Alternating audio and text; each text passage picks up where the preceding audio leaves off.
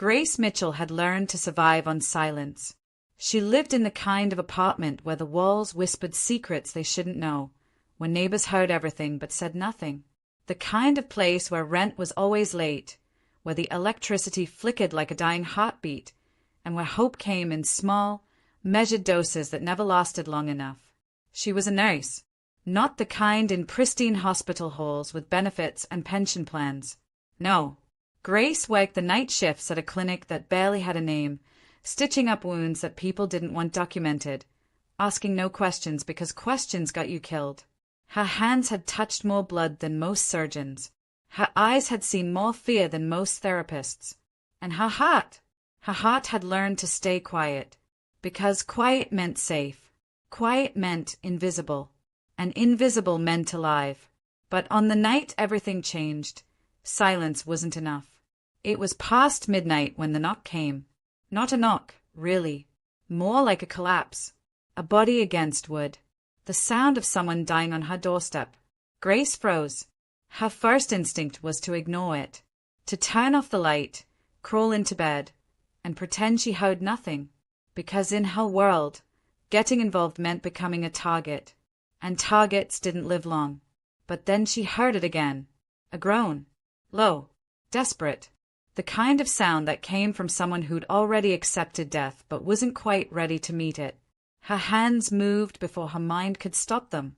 She opened the door, and there he was, a man, tall, broad-shouldered, his white shirt soaked crimson, his face pale as winter frost. Blood pooled beneath him, spreading across her doorway like spilled wine. His eyes, dark, fierce, barely conscious, locked onto hers. He didn't speak. He didn't need to. Grace had seen enough dying men to know when someone had minutes, not hours. She should have called someone, should have dialed 911, should have done anything except what she did next. But Grace Mitchell had spent her whole life saving people who couldn't be saved by the system, people who fell through the cracks, people the world had already given up on. So she dragged him inside. He was heavy, heavier than she expected. His body was solid muscle beneath the blood and fabric. She pulled him across the threshold, her small frame straining under his weight, her breath coming in short gasps. The door clicked shut behind them, and with that sound, her old life ended. She didn't know it yet. Didn't know that the man bleeding on her floor was someone the entire city feared. Didn't know his name was whispered in back rooms and boardrooms alike. Didn't know that saving him would cost her everything she'd built and give her everything she'd never dared to want. All she knew was that he was dying, and she knew how to stop it. Grace worked fast. Her hands moved with the precision of someone who'd done this 1,000 times before. She cut away his shirt, revealing the wound, a bullet hole, clean entry, no exit. The bullet was still inside him, lodged somewhere near his ribs. She didn't have the equipment for this. Didn't have anesthesia or proper tools or sterile conditions. All she had was a first aid kit she'd stolen from the clinic, a bottle of vodka, and steady hands that refused to shake. So she worked. She cleaned the wound, found the bullet, extracted it with tweezers that weren't made for surgery, stitched him up with thread that wasn't made for flesh. And through it all, he watched her. Even half dead, even drowning in pain, his eyes never left her face. There was something in that gaze, something that made her hands move faster, made her heart beat harder, made her feel seen in a way she hadn't felt in years. Hours passed. By the time the sun began to rise, he was stabilized, still unconscious, but breathing. His pulse was steady beneath her fingertips when she checked. Grace sat back against the wall, exhausted. Her hands were stained with his blood. Her apartment smelled like copper and antiseptic. Her mind raced with questions she didn't want answers to. Who was he? Why had he come to her door? And what would happen when he woke up? Before we go on, tell us, where are you watching from? Drop it in the comments below. But Grace didn't have time to think about any of that, because when the sun fully rose, when morning light spilled through her broken blinds, when the city began to wake and cars filled the streets below, that's when she heard them. Engines. Not one. Not two. 10. 10 black cars. pulling up outside her building in perfect formation. Doors opening in unison. Men stepping out, tall, suited, armed. Their faces hidden behind sunglasses even though the sun had barely crested the horizon. Grace moved to the window, her heart hammering against her ribs. The men didn't move toward her building. They simply stood there, waiting, watching, a silent army outside her door. And Grace understood, with sudden, terrible clarity, that the man she'd saved wasn't just anyone. He was someone powerful, someone dangerous, someone whose life she now owned, and who would soon own hers. She turned back to look at him, still unconscious on her floor, still bleeding through the bandages, still holding her fate in his dying hands. And Grace Mitchell realized that silence wouldn't save her anymore. Nothing would. They came for him at noon. Grace had spent the morning in a haze of terror and exhaustion, watching the man on her floor breathe in and out, wondering if each breath would be his last, wondering if hers would be too. The knock, when it came, was polite, almost gentle. That's how she knew they were serious. "Miss Mitchell." The voice came through the door, smooth as silk, cold as steel. "We're here for Mr. Cross. Please open the door." Cross. The name hit her like a fist. Everyone in the city knew that name. It wasn't spoken loudly, wasn't shouted in streets or printed in newspapers, but it lived in whispers, in warnings, in the stories people told when they wanted to scare someone into silence. Roman Cross, the man who controlled the eastern seaboard, the man who decided which politicians won elections and which businesses burned to the ground, the man whose word was law in places the law didn't reach. And Grace had him bleeding on her living room floor. She opened the door because she knew refusing wasn't an option. 3 men stood in the hallway. The one in front was older, gray-haired, with eyes that had seen too much and forgiven too little. His suit was immaculate. His hands were clasped in front of him like a priest about to deliver last rites. "Miss Mitchell," he said again. "My name is Vincent. I work for Mr. Cross. We've come to retrieve him." Grace stepped aside. They moved with military efficiency.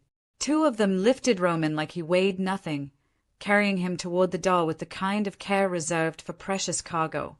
Vincent remained behind, his eyes scanning her apartment, the blood-stained floor, the makeshift medical supplies, the bullet she'd left in a dish on the table. "You saved his life," Vincent said. It wasn't a question. Grace nodded. "Why?" She didn't have an answer, at least not one that made sense. So she told him the truth. Because he was dying. Vincent studied her for a long moment. Then something shifted in his expression, not quite a smile, but close. Something that might have been respect in another life. "Mr. Cross will want to thank you personally," he said. "When he wakes." "That's not necessary." It wasn't a request. And with that, Vincent left. The door closed. The apartment fell silent. But the silence felt different now. Heavier, like it was holding its breath. Grace sank onto her couch and stared at the bloodstain on her floor. She should clean it. Should scrub it until no evidence remained. Should pack a bag and disappear before Roman Cross woke up and decided that witnesses were liabilities. But she didn't move. Because somewhere deep in her chest, beneath the fear and exhaustion, something else was growing. Curiosity. She'd seen his face, seen the way pain had carved lines around his eyes, seen the vulnerability in someone the world called a monster, and she'd seen the way he'd looked at her, like she was the last solid thing in a world that was crumbling. Grace had spent her whole life saving people, but no one had ever looked at her like she mattered. Like she was more than just hands that could stitch wounds and eyes that could look away. Roman Cross had looked at her like she was salvation itself. And God help her, she wanted to know why. The days that followed were strange. Grace went to work, came home, cleaned the bloodstain until only a shadow remained. She told no one what had happened, partly because she valued her life, partly because she didn't know how to explain it. How do you tell someone you saved a mob boss? How do you admit that you can't stop thinking about the way his eyes had found yours in the darkness? A week passed, then another. Grace started to convince herself it was over, that Vincent's promise had been empty, that Roman Cross had more important things to worry about than thanking a nobody nurse who'd done what anyone would have done. But she was wrong. On a Tuesday evening, just as the sun was setting and the city was trading day for night, there was another knock at her door. Grace opened it. Vincent stood there again. But this time, he wasn't alone. Behind him, leaning slightly on a cane but standing on his own, was Roman Cross. He looked different in the fading light. Stronger. The color had returned to his face. The sharpness had returned to his eyes. He wore a black suit that probably cost more than Grace's yearly salary, and he held himself with the kind of confidence that came from knowing the world bent around you, not the other way around. But when his eyes met hers, something in them softened. "Miss Mitchell," he said. His voice was deep, rough, like gravel and honey mixed together. "May I come in?" Grace stepped aside. Roman entered her apartment slowly, taking in every detail with the careful attention of someone who missed nothing. Vincent remained in the hallway, a silent sentinel. The door closed. They were alone. Roman turned to face her, and for a moment neither of them spoke. The air between them felt charged, electric, like the moment before lightning strikes. "You saved my life," Roman said finally. "You already sent someone to tell me that." "I needed to tell you myself." Grace crossed her arms, trying to create distance that the small apartment wouldn't allow. "You didn't need to come here. I don't want anything from you." "I know. Then why are you here?" Roman took a step closer, not threatening, not aggressive, just present, filling the space with something Grace couldn't name. "Because," he said quietly, "no one has done something for me without wanting something in return in 20 years. And I needed to understand why you did."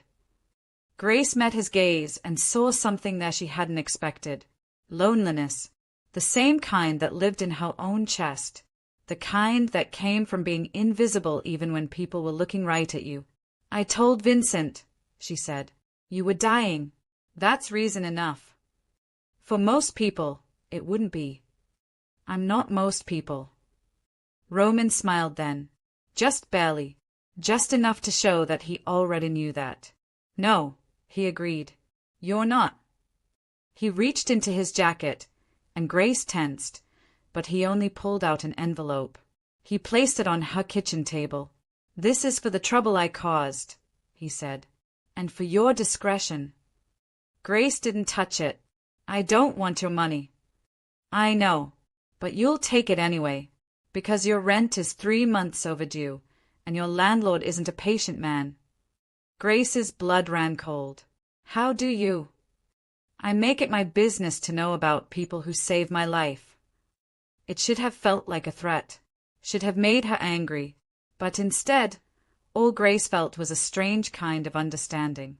Roman Cross lived in a world where information was currency and trust was death. Of course he'd investigated her.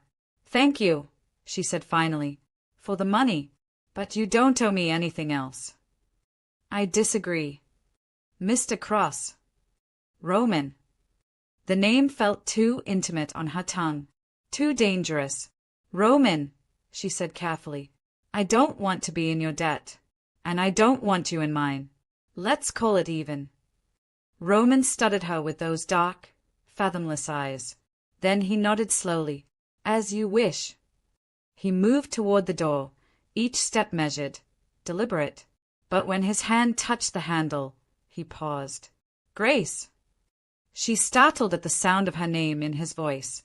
"If you ever need anything," he said, not turning around, "call this number."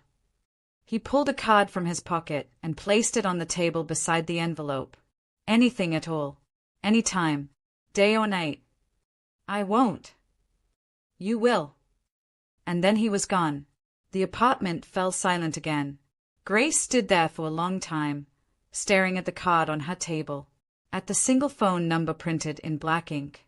No name, no title, just 10 digits that connected her to the most dangerous man in the city. She should throw it away. She'd burn the envelope and forget Roman Cross ever existed. But instead, Grace picked up the card. And she knew, with the same certainty she'd felt when she'd opened her door to a dying man, that this wasn't over. It was only beginning. Grace tried to go back to normal. She really did. She took the money from the envelope and paid her rent. Bought groceries that weren't expired. Fixed the lock on her door that had been broken for months. She went to work, stitched up the wounded, came home, and told herself that Roman Cross was just another patient she'd saved and forgotten. But she couldn't forget, because everywhere she went, she felt them. The watchers. They were never obvious, never close enough to threaten. But they were there. A man in a gray suit reading a newspaper across the street. A black car idling at the corner when she left for work. Eyes that followed her through crowds but vanished when she turned to look. Roman Cross was having her protected, and Grace didn't know whether to feel grateful or furious. She chose furious. It took her 3 weeks to use the number on the card. 3 weeks of feeling like a prisoner in her own life. 3 weeks of pride wrestling with practicality until finally, on a rainy Thursday evening, she dialed. He answered on the first ring. Grace. Not a question. Like he'd been waiting. Call them off. Silence. Then, call who off? Don't play games with me, Roman. I know you have people following me. I want them gone. No. The single word landed like a door slamming. Excuse me. I said no. His voice was calm. Absolute. The voice of someone who didn't explain his decisions because he didn't have to. You saved my life, Grace. That made you a target. Anyone who wants to hurt me will look for my vulnerabilities. And right now, you're one of them. I didn't ask for that. You didn't have to. It became true the moment you opened your door. Grace pressed her palm against her forehead, frustration building like steam in a closed kettle. So what? I'm supposed to live with bodyguards I never wanted because you decided I'm worth protecting? Yes. That's not fair. Fair doesn't exist in my world. Roman's voice softened, just slightly. But safe does, and I'm going to make sure you stay that way whether you like it or not. Grace wanted to scream, wanted to throw the phone across the room. But underneath the anger, something else stayed. Something that felt dangerously close to being cared for. She hadn't felt that in a very long time. How long? She asked finally. How long what? How long do I have to live like this, with shadows following me everywhere? Roman was quiet for a moment. When he spoke again, his voice carried a weight that made Grace's chest tighten. Until I'm certain you're safe, or until you stop mattering to the people who want to hurt me. And when will that be? I don't know. Grace closed her eyes. This isn't protection, Roman. It's a cage. Perhaps, but it's a cage that keeps you breathing. She wanted to argue, wanted to tell him she'd survived this long without him and would continue to do so. But they both knew the truth. The moment Roman Cross had stumbled onto her doorstep, her old life had ended. There was no going back to invisible. No returning to the safety of obscurity. She'd been seen. And in Roman's world, being seen meant being owned or being dead. Fine, Grace said quietly. But I have conditions. She could hear the hint of amusement in his voice. You're negotiating with me. Yes. That's brave. Or stupid. Maybe both. Roman laughed then. Actually laughed. The sound was low and unexpected, like finding flowers growing in concrete. All right, Grace Mitchell. What are your conditions? They stay out of my apartment. They don't talk to me. They don't interfere with my work. And they sure as hell don't follow me inside anywhere. I get to keep some part of my life that's still mine. Done. Grace blinked. Just like that. Just like that. Roman paused. Anything else? Yes. Grace surprised herself with what came next. I want to see you again. The silence that followed felt infinite. Why? Roman asked finally, and for the first time, He sounded uncertain. Grace didn't know how to explain it. Didn't know how to put into words the strange pull she felt toward this man who'd entered her life covered in blood and left her covered in questions. She only knew that the card on her table had become a lifeline she didn't want to admit she needed. Because, she said carefully, you're right. I'm part of your world now whether I want to be or not. And I'd rather understand it than hide from it. Understanding my world is dangerous, Grace. So is living in ignorance of it. Another pause. Then, Saturday, 7 p.m. I'll send a car. I can take the subway. No, you can't. His voice left no room for argument. Not anymore. And just like that, the call ended. Grace stood in her apartment, phone still pressed to her ear, and wondered what she'd just agreed to. Wondered if curiosity was really the reason she'd asked to see him, or if something else, something deeper and more frightening, was pulling her toward Roman Cross. Saturday came faster than Grace expected. She spent the day at work, distracted. Her hands moved on autopilot, cleaning wounds and dispensing medications while her mind spun in circles. What did one wear to dinner with a mob boss? Did she dress up? Dress down? Pretend this was normal? In the end, she chose simple. A black dress she'd worn to a funeral 2 years ago. Low heels that wouldn't kill her feet. Hair pulled back because that's how she always wore it. She looked at herself in the mirror and barely recognized the woman staring back. When had she become someone who had dinner with dangerous men? When had her careful, invisible life turned into this? The car arrived at exactly 7 p.m. It was black, sleek. The kind of vehicle that cost more than most people's houses. The driver opened the door without a word, and Grace slid inside. The interior smelled like leather and money. The seats were soft enough to sleep on. And sitting in the back, waiting for her, was Roman Cross. He'd been looking out the window, but when she entered, his gaze shifted to her, lingered, took her in with an intensity that made Grace's skin feel too warm. You look beautiful, he said simply. Grace's defenses rose immediately. Don't. Don't what? Don't charm me. I'm not here to be seduced. Roman's lips quirked into something that might have been a smile. Noted. Then why are you here? I already told you. To understand. Understanding requires trust. Then start owning it. Roman leaned back in his seat, and even in the dim light of the car, Grace could see the appreciation in his eyes. He wasn't used to people challenging him. Wasn't used to anyone speaking to him like he was just a man instead of a myth. Fair enough, he said. Ask me anything. Grace hadn't expected that. Hadn't expected him to give her an opening. But she took it. Who shot you? Business rivals. Men who thought removing me would create an opportunity for them. Did it? No. It created funerals. The casual way he said it should have horrified her. Should have made her demand the driver stop the car so she could get out and run back to her safe, simple life. But Grace had spent years in the shadows of the city. She'd seen what happened to people who crossed the wrong lines. She wasn't naive enough to believe violence didn't have its place in Roman's world. Do you regret it? She asked quietly. Roman looked at her for a long moment. Regret is a luxury I can't afford. Everything I do to survive, to protect what's mine. And what's yours? More than you can imagine. And now, he paused, something flickering across his face. Now you. Grace's breath caught. I'm not yours. Not in the way you're thinking. But you are under my protection. And in my world, that means you're mine to keep safe.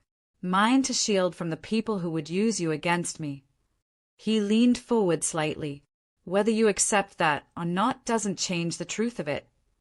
If this story has already found a place in your heart, don't forget to like, comment, subscribe, and check the description box below for more stories that stay long after they end.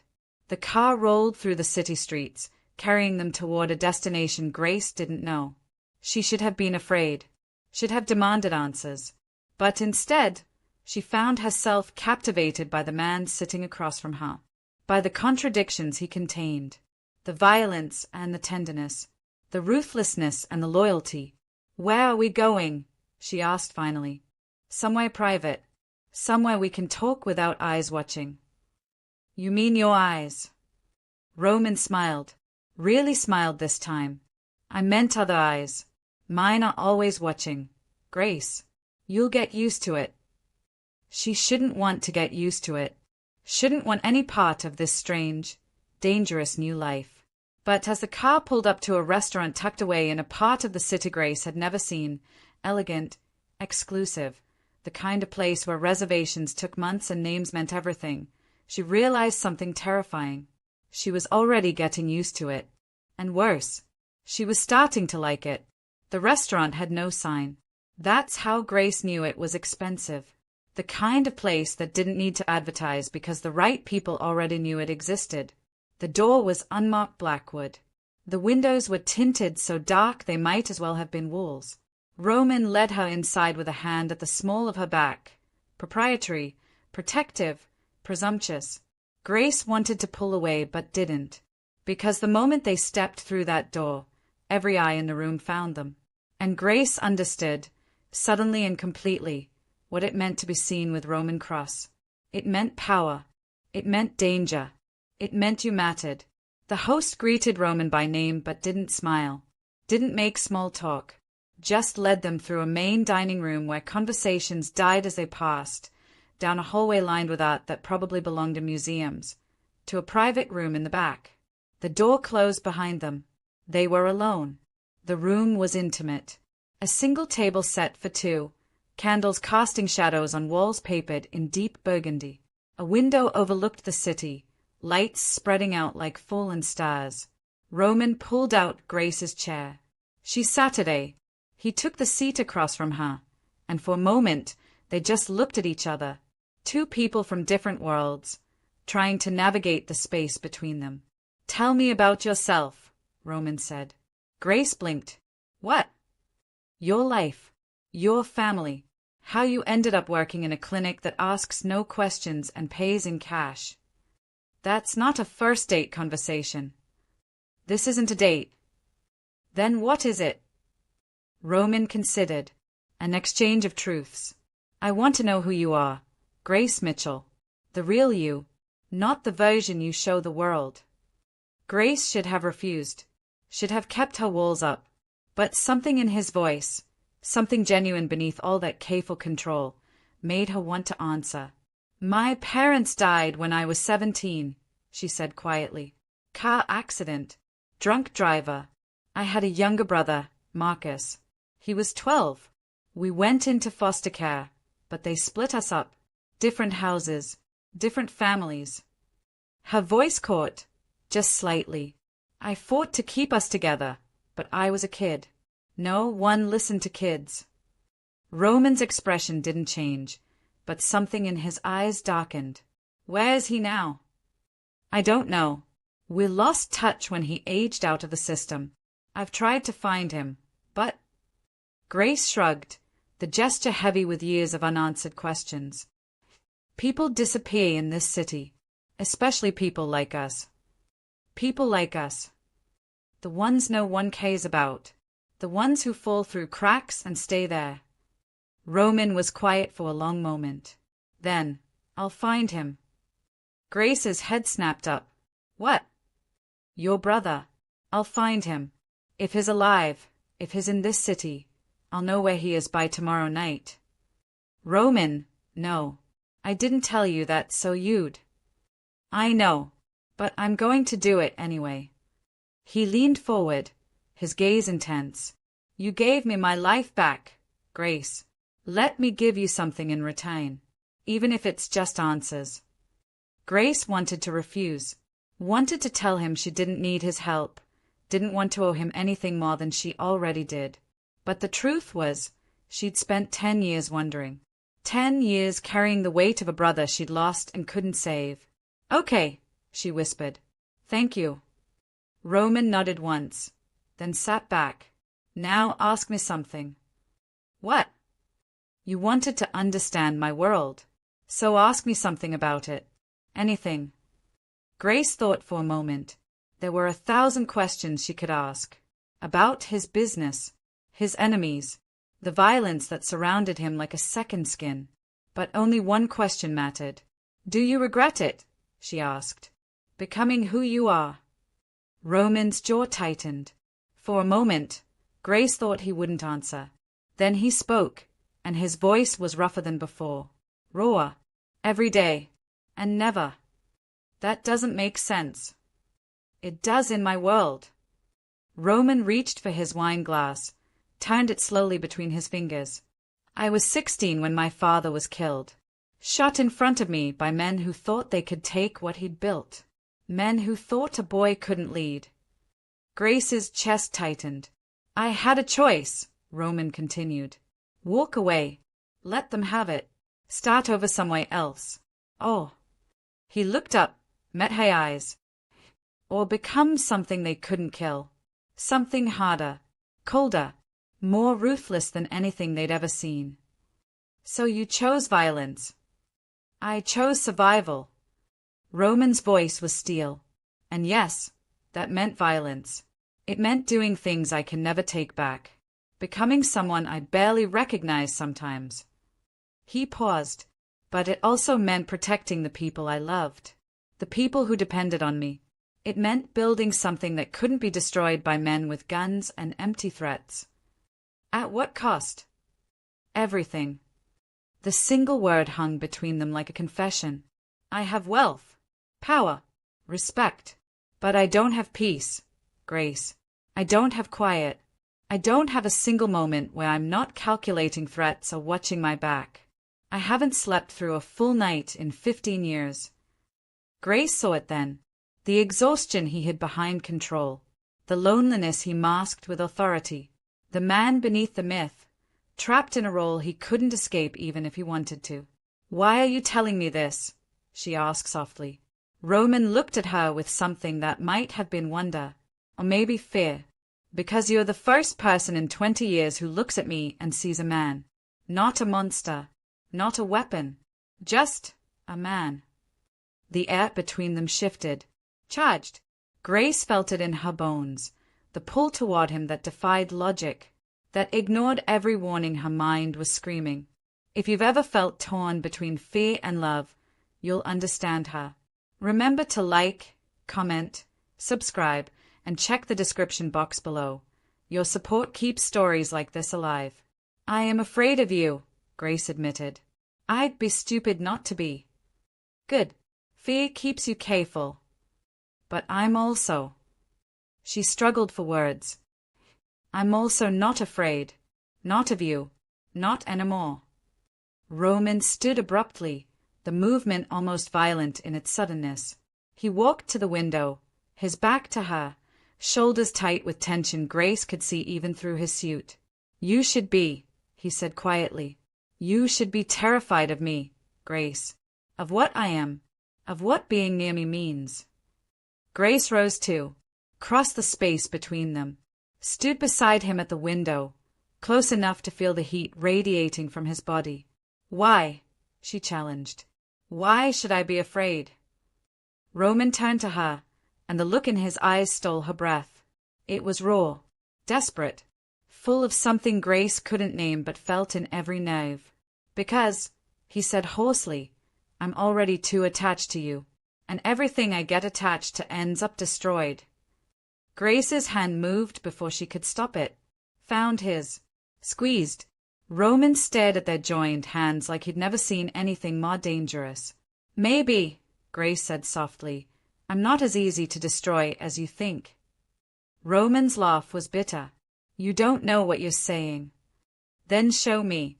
Prove to me that I should run. That I should take your money and your protection and disappear. Show me the monster everyone says you are. Roman pulled his hand away, stepped back, and Grace saw the war happening behind his eyes, the part of him that wanted to scare her away wrestling with the part that wanted to pull her closer. I can't, he admitted finally. Why not? Because you're right. I'm not a monster. Not with you. His voice dropped to barely more than a whisper, and that terrifies me more than anything else. The confession hung in the air between them. Grace should have left, should have walked out of that room and never looked back. But instead, she closed the distance Roman had created. Stood so close she could see the flecks of gold in his dark eyes. Then maybe, she said carefully, you should stop trying to scare me away. And just let yourself be human for once. Roman's control cracked. Just for a second. Just long enough for Grace to see the man beneath. Vulnerable, exhausted, desperate for something soft in a world made of edges. I don't know how, he whispered. Grace smiled. Small, sad, understanding. Neither do I, but maybe we can figure it out together. And there, in that private room with the city spread out below them and the weight of 2 broken lives between them, something shifted. Roman Cross, the man the city feared, reached for Grace Mitchell's hand. And this time, he didn't let go. Grace thought the dinner would be the end of it, thought that one evening of truth would satisfy whatever strange connection had formed between them, and then life would return to its careful distance. Roman would go back to being the shadowy figure who protected her from afar, and she would go back to being the invisible nurse who asked no questions. She was wrong. The morning after their dinner, a package arrived at her door. Inside was a new phone. Top of the line. Expensive. A note was tucked beneath it in handwriting that was surprisingly elegant for a man who dealt in violence. For safety. And so I can reach you. Ah. Grace wanted to send it back. Wanted to maintain some boundary between her world and his. But when she powered it on, the first message was already waiting. Your brother's name is Marcus James Mitchell. His alive. His in Brooklyn. Waking construction under a different name. His safe. Call me when you're ready to know more. Grace sat on her couch and cried. She hadn't cried in years. Had taught herself that tears were useless, that survival meant swallowing emotions and moving forward. But Roman had found Marcus. In less than 24 hours, he'd done what Grace couldn't do in 10 years. She called him. He answered immediately. Grace. How did you? Her voice broke. How did you find him so fast? I have resources. And motivation. Roman's voice was gentle. Careful. Like he knew how fragile she was in this moment. Do you want his address? Yes. Good. Yes. Roman gave it to her. A street in Brooklyn Grace had never visited. An apartment number that was now the most important collection of digits in her world. Thank you, Grace whispered. Roman, I don't know how to. You don't have to thank me. Just. He paused. Let me know how it goes. If you need anything. If you want company. I need to do this alone. I know. But the offer stands. Grace ended the call and stared at the address on her screen. Her brother. Alive. Safe. Just a train ride away. She should have gone immediately. Should have dropped everything and run to him. But fear held her in place. What if Marcus didn't remember her? What if he'd built a new life and didn't want her in it? What if 10 years had turned them into strangers? The phone rang again. Roman. Stop overthinking, he said when she answered. He's your brother. Go to him. How did you? Because I know what fear looks like. And I know what regret sounds like. You'll regret waiting more than you'll regret going. Grace closed her eyes. You're right. I usually am. She could hear the small smile in his voice. Call me after. Even if it's just to tell me I'm an interfering bastard. You are an interfering bastard. I know. But I'm your interfering bastard now. The possessiveness in those words should have bothered her. Should have raised every red flag. But instead, it made something warm unfurl in Grace's chest. Goodbye, Roman. Not goodbye. Just see you later. Grace took the train to Brooklyn. The building was old but well kept. Better than the places she'd lived in. She climbed 3 flights of stairs, her heart hammering so hard she thought it might break through her ribs. She knocked. The door opened. And there he was. Marcus. taller than she remembered, broader. His face had matured into sharp angles and a jawline that looked so much like their father's it hurt. But his eyes were exactly the same warm brown that used to look up at her with complete trust. Those eyes widened now. Grace! Her name in his voice broke her. Marcus!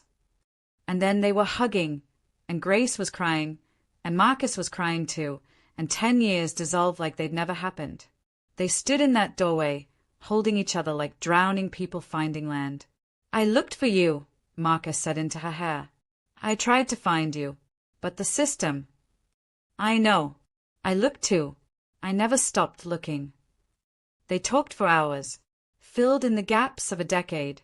Marcus told her about the foster homes, some good, most bad. About aging out at 18 with nothing but a garbage bag of clothes and a bus ticket.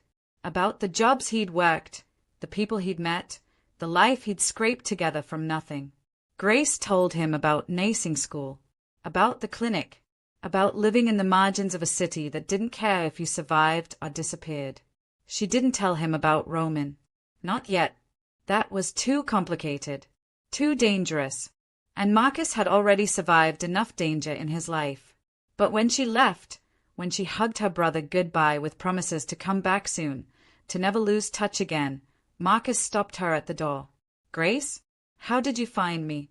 I've been careful, kept a low profile. Grace hesitated, then chose the closest version of truth. Someone helped me. Someone with resources. Marcus's expression shifted, became guarded. What kind of someone? Someone who owed me a favor. Grace. Marcus took her shoulders, his grip gentle but firm. Who helped you find me? Grace met her brother's eyes and saw the fear there. He knew. Somehow, he knew that favors in this city came with prices. Someone who won't hurt you, she said quietly. I promise. Can you promise that? Really? Grace thought of Roman, of the violence in his past and the tenderness in his present, of the way he'd looked at her like she was something precious, something worth protecting. Yes, she said. I can. Marcus studied her for a long moment. Then he pulled her into another hug. Be careful, Grace. Whatever you're involved in, whatever debt you think you owe, be careful. I just got you back. I don't want to lose you again.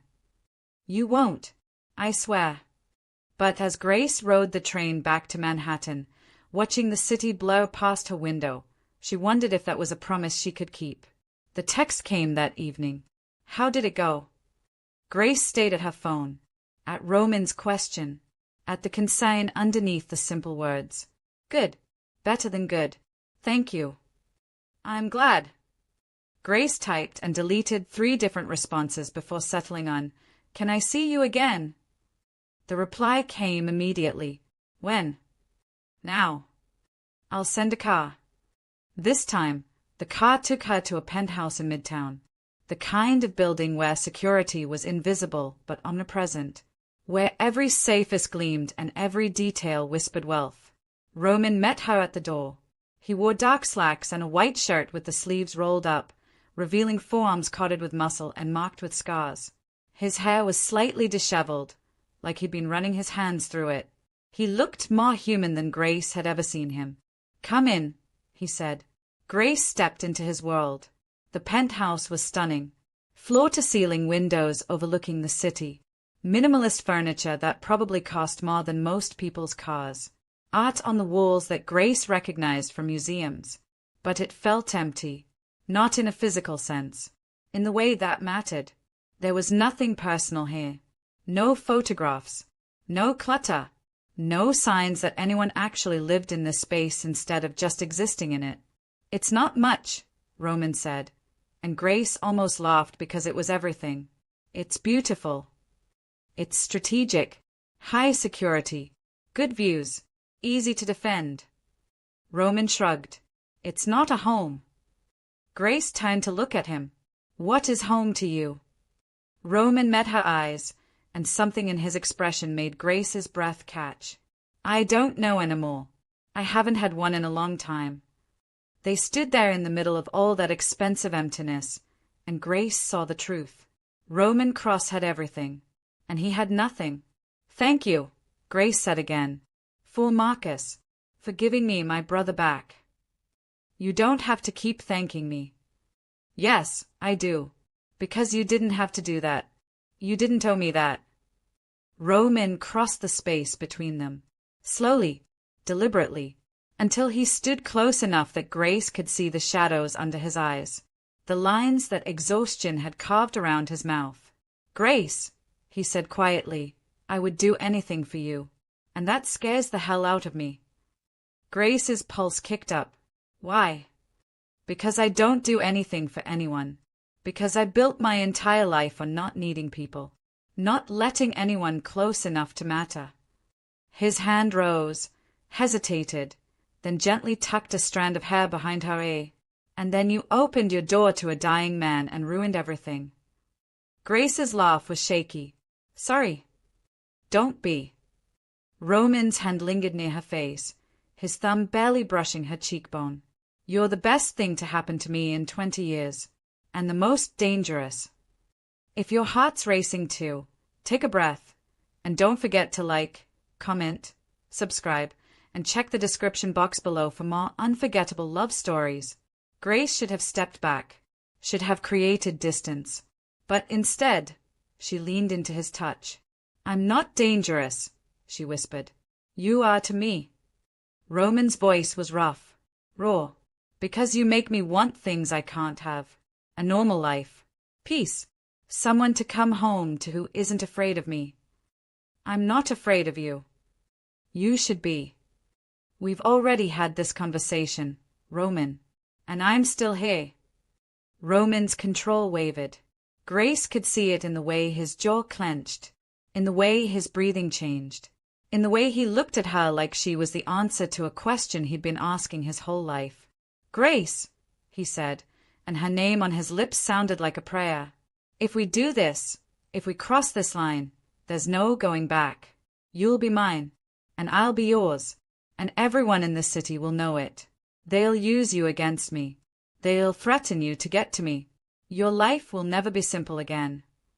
Grace thought about her brother, about the apartment she'd lived in for 5 years when no one knew her name, about the invisible life she'd built from necessity and loneliness. And she realized she didn't want simple anymore. She wanted this, whatever this was, whatever it could become. "Then let them know," Grace said. "Let the whole city know. I'm tired of being invisible, Roman. I'm tired of living like I don't matter." "You matter." Roman's hand cupped her face fully now, his touch gentle despite the calluses on his palm. "You matter more than you know, more than you should." Grace reached up and covered his hand with hers. "Then stop fighting this. Stop trying to protect me from you. And just let me in." Roman's resistance crumbled. He pulled her to him, one arm wrapping around her waist, the other hand still cradling her face. And Grace went willingly, pressing herself against the solid warmth of him, feeling his heart hammer against her chest. "I don't know how to do this," Roman admitted against her hair. "I don't know how to be gentle, how to be good." Grace pulled back just enough to meet his eyes. "Then be yourself. That's all I want." Roman looked at her like she'd offered him something impossible, something he'd stopped believing in years ago. And then he kissed her. It wasn't gentle, wasn't careful. It was desperate and claiming and full of everything Roman couldn't say with words. His mouth moved over hers like he was trying to memorize her, like he was branding her, like he was finally allowing himself to have something he wanted instead of just something he needed. Grace kissed him back with equal desperation, with all the loneliness she'd carried for 10 years, with all the fear and relief of finding someone who saw her, really saw her. When they broke apart, both breathing hard, Roman pressed his forehead to hers. "You're mine now," he said.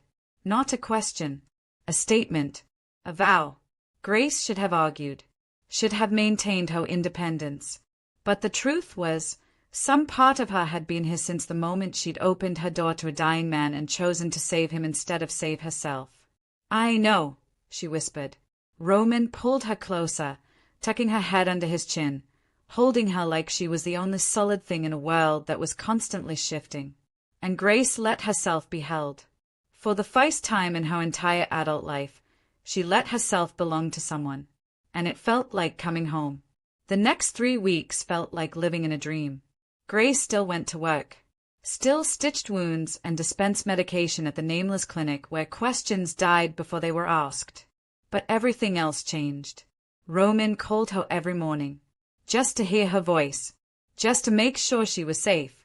He sent cars to drive her places she could have walked. Sent flowers to her apartment for no reason except he'd been thinking of her. Sent Vincent with envelopes of cash that Grace tried to refuse until Roman explained it wasn't charity, it was insurance. His way of making sure she never had to choose between rent and food again. I take care of what's mine, Roman said when Grace protested. Let me. So she did. Grace saw Marcus twice more. They had dinner, talked about the past without letting it poison the present. Marcus was careful not to ask too many questions about her life now. And Grace was careful not to offer too many answers. But Marcus wasn't stupid. You're different, he said over Chinese takeout in his small Brooklyn apartment. Happier, but also scared. Grace looked up from her low mind. Scared of what? I don't know. That's what worries me. Marcus set down his chopsticks. Grace, whoever this person is who helped you find me, whoever you're involved with, are they good to you? Grace thought about Roman. About the way he looked at her like she was precious. About the way he touched her like she might break. About the way he'd held her the night she'd cried about everything she'd lost and everything she'd found. Yes, she said softly. He's good to me. He. Marcus's expression tightened. Grace. I'm being careful. Are you? Because from where I'm sitting, it looks like you're falling. Grace met her brother's eyes. Maybe I am. But maybe that's okay. Maybe I'm tired of standing alone. Marcus was quiet for a long moment. Then he reached across the table and squeezed her hand. Just promise me something. What? Promise me that if it stops being good, if he stops being good to you, you'll walk away. No matter how hard it is. No matter what you think you owe him. Grace wanted to promise. Wanted to tell Marcus she'd always put herself first. But the truth was, she was already in too deep. Already too attached to a man who lived in shadows and violence.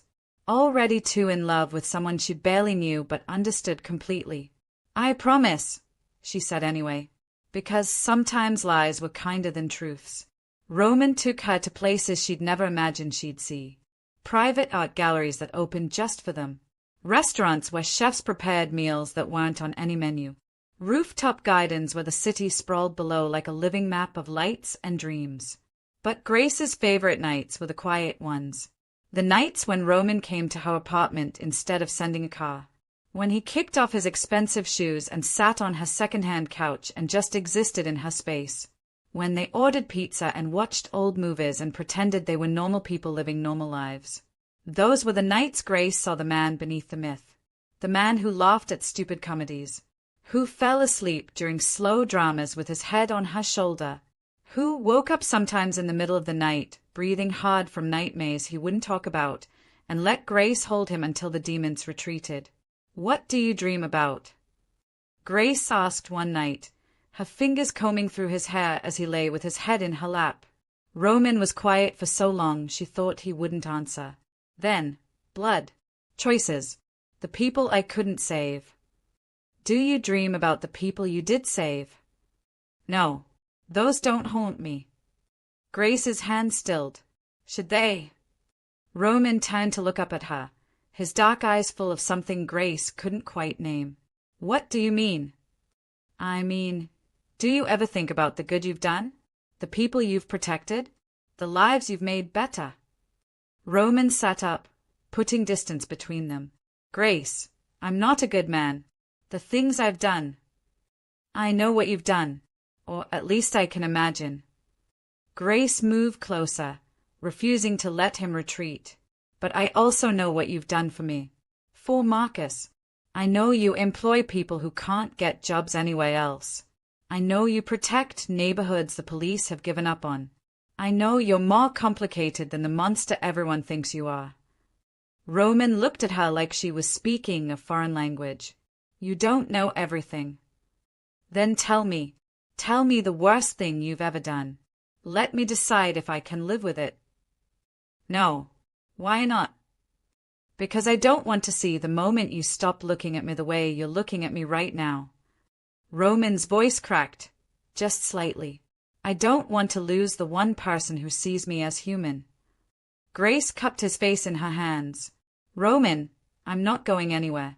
Whatever you've done, whatever you think will scare me away, I'm still here. I'm still choosing you. Roman closed his eyes. You shouldn't. But I am. And there in her small apartment, surrounded by all the evidence of her simple life, Roman Cross let himself be loved. It terrified him. Grace could see it in the way he held her too tight sometimes, in the way he checked his phone constantly when they were together, like he expected the call that would tear them apart, in the way he sometimes looked at her with something that resembled grief. What is it?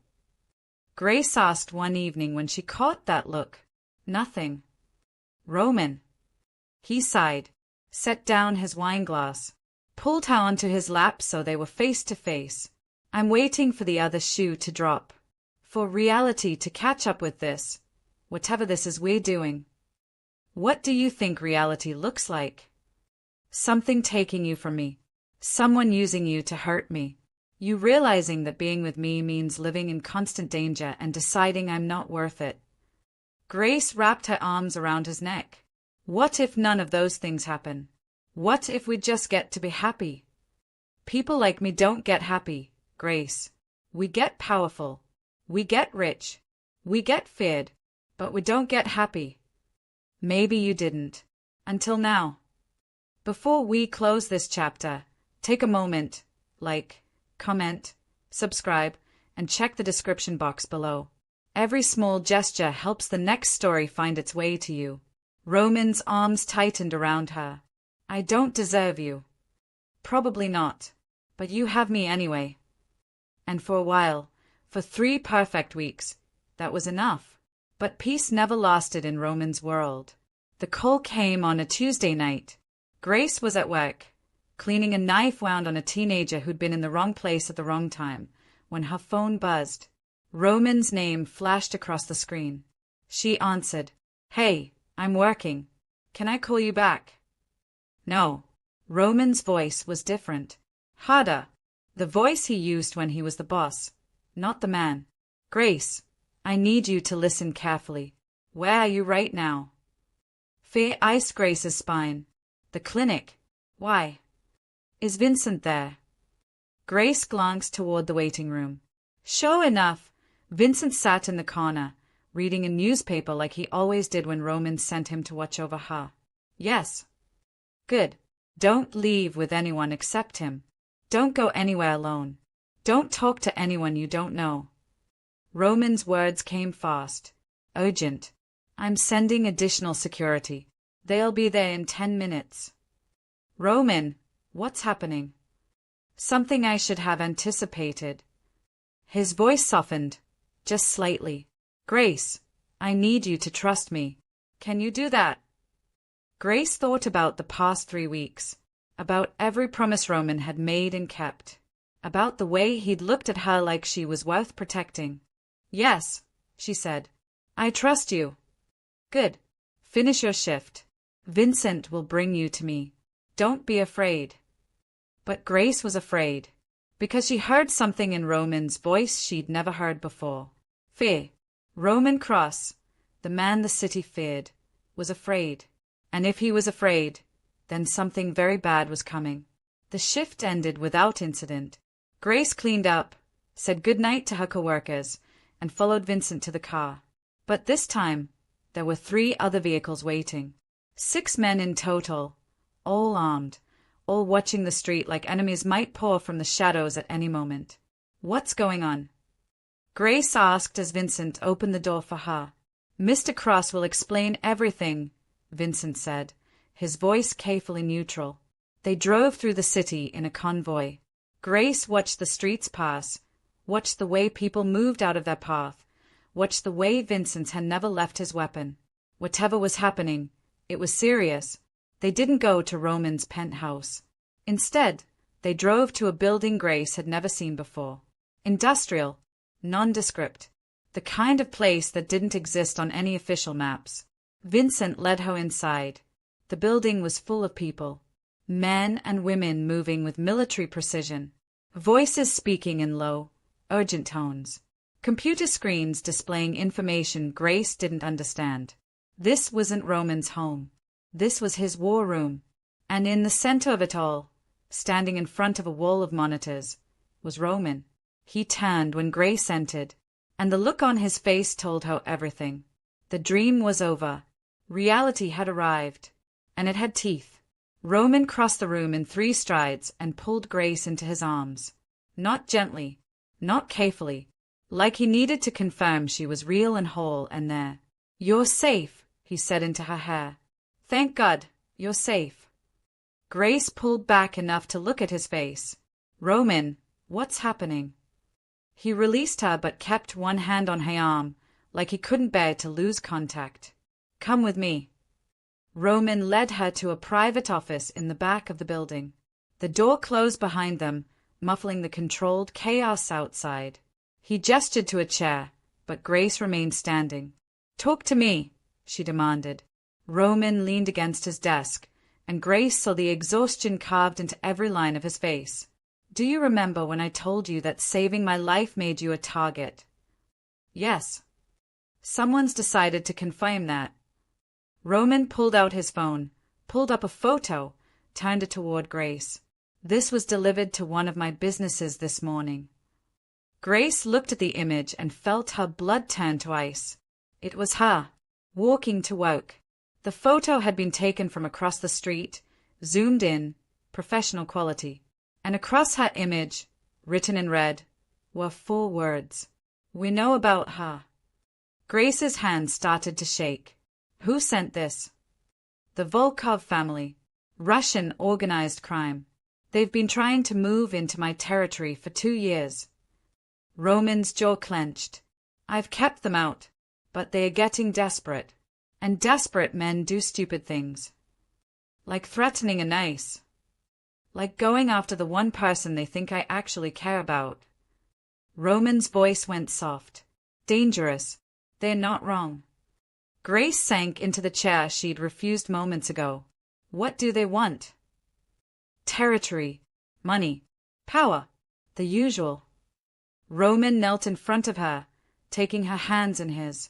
"But what they're really after is leverage. They think if they have you, they can control me." "Can they?" Roman's expression went dark. "Yes." The single word confession hung between them.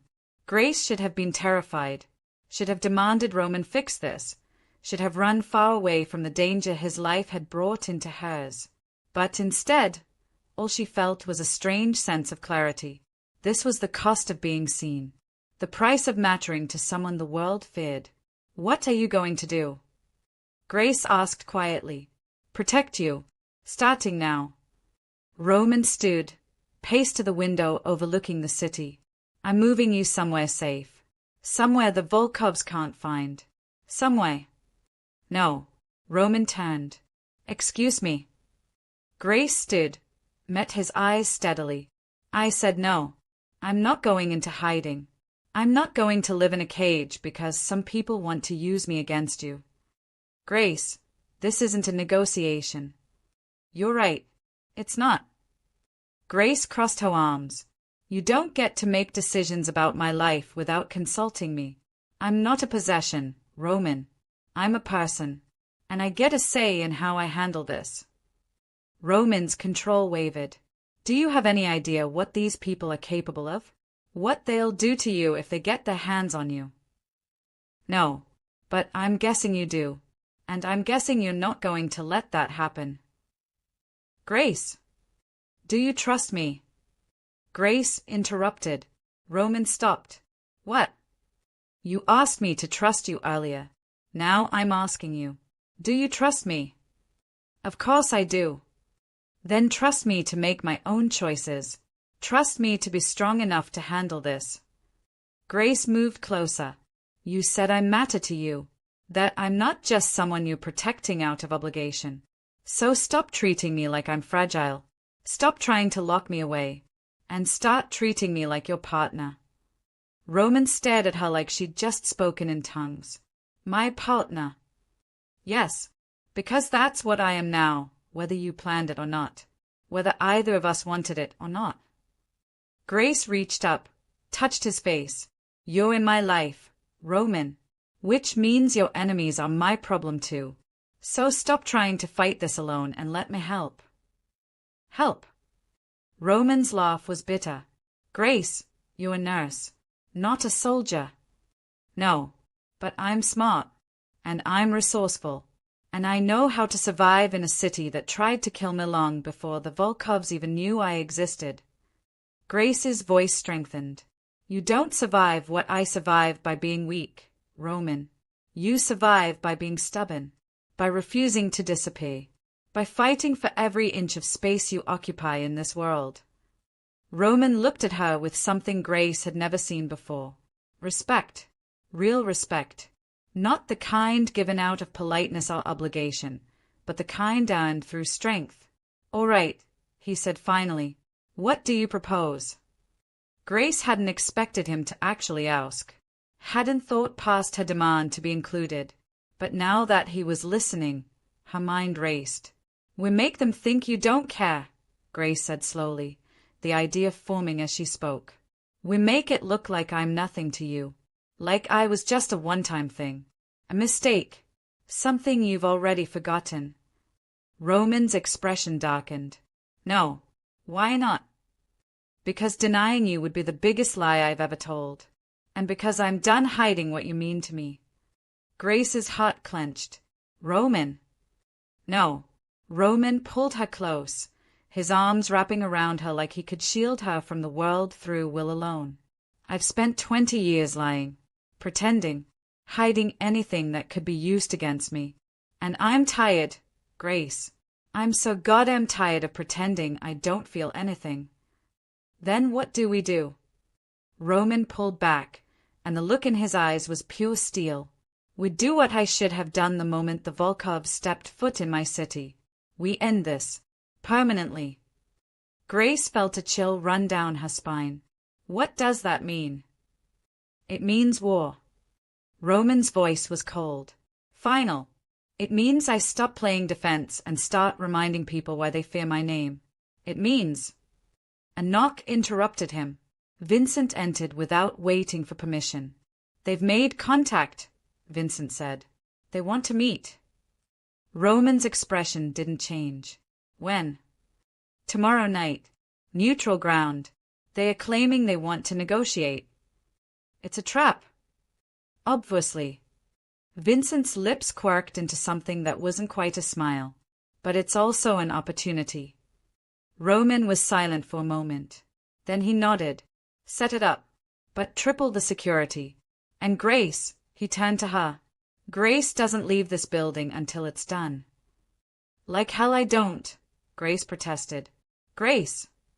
Roman's voice was gentle but immovable. This is not the hill to die on. Literally.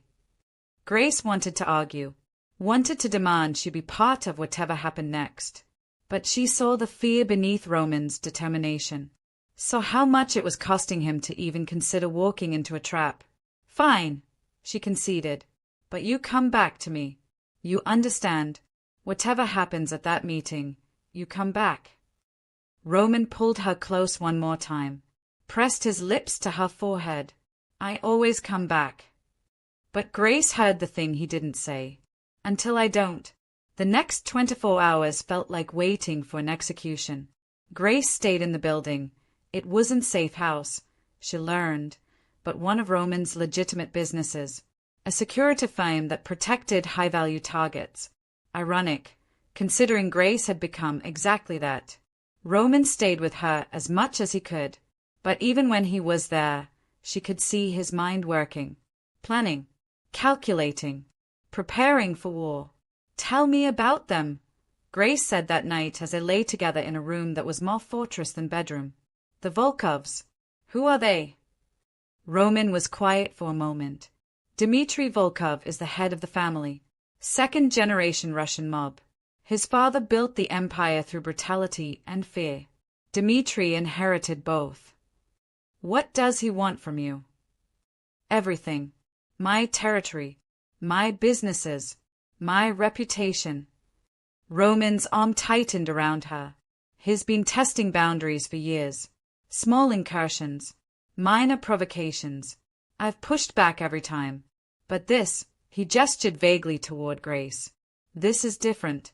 This is personal. Because of me. Because he thinks you're my weakness.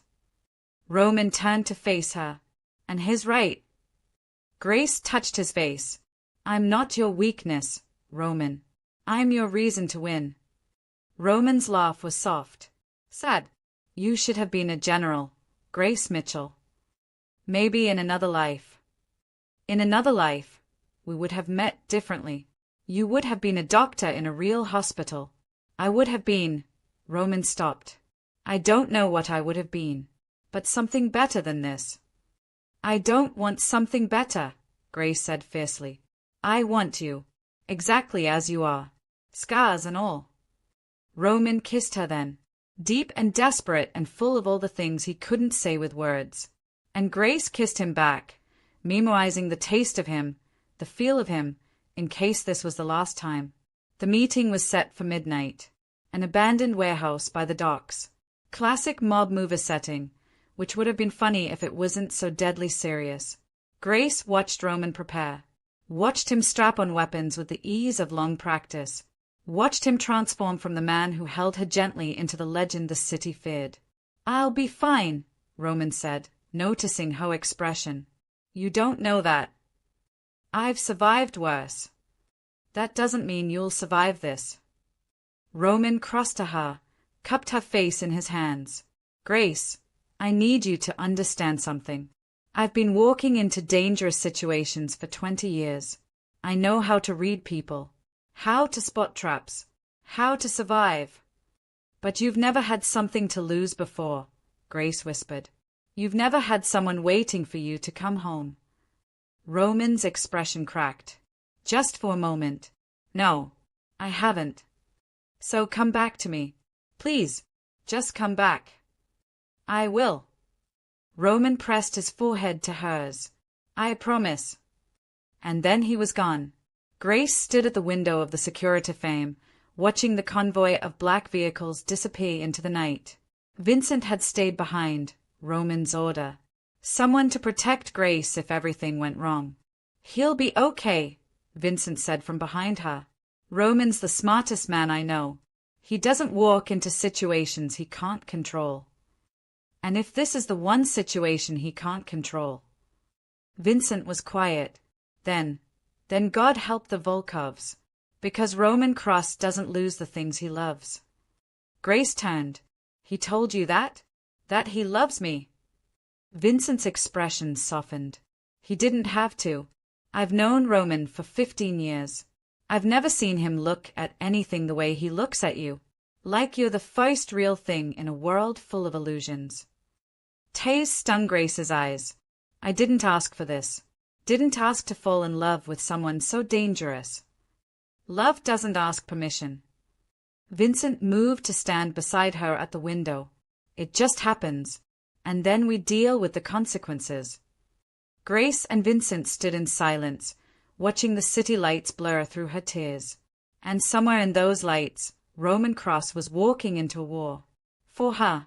The warehouse smelled like salt and rust and old violence. Roman stood in the center of the vast space, 6 of his best men surrounding him in a loose circle.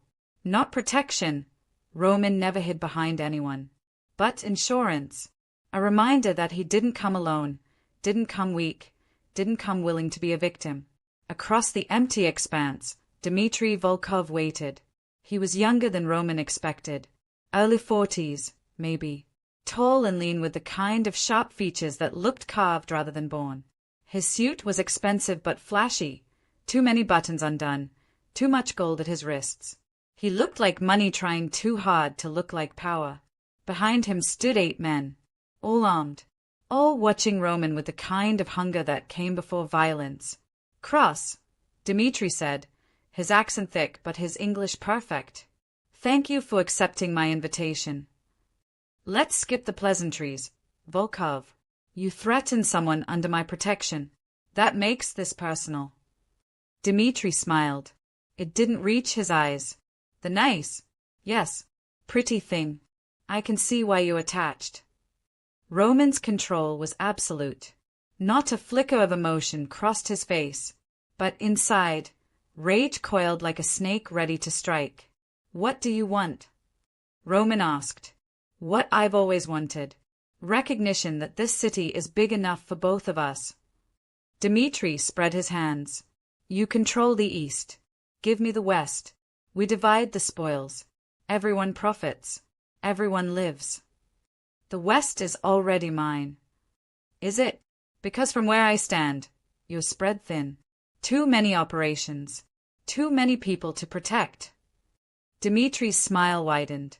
"Too many nurses to keep safe." The threat hung in the air like smoke. Roman took a step forward. Just one. But every man in the warehouse tensed. "Touch her," Roman said quietly, "and I will burn your entire family to ash.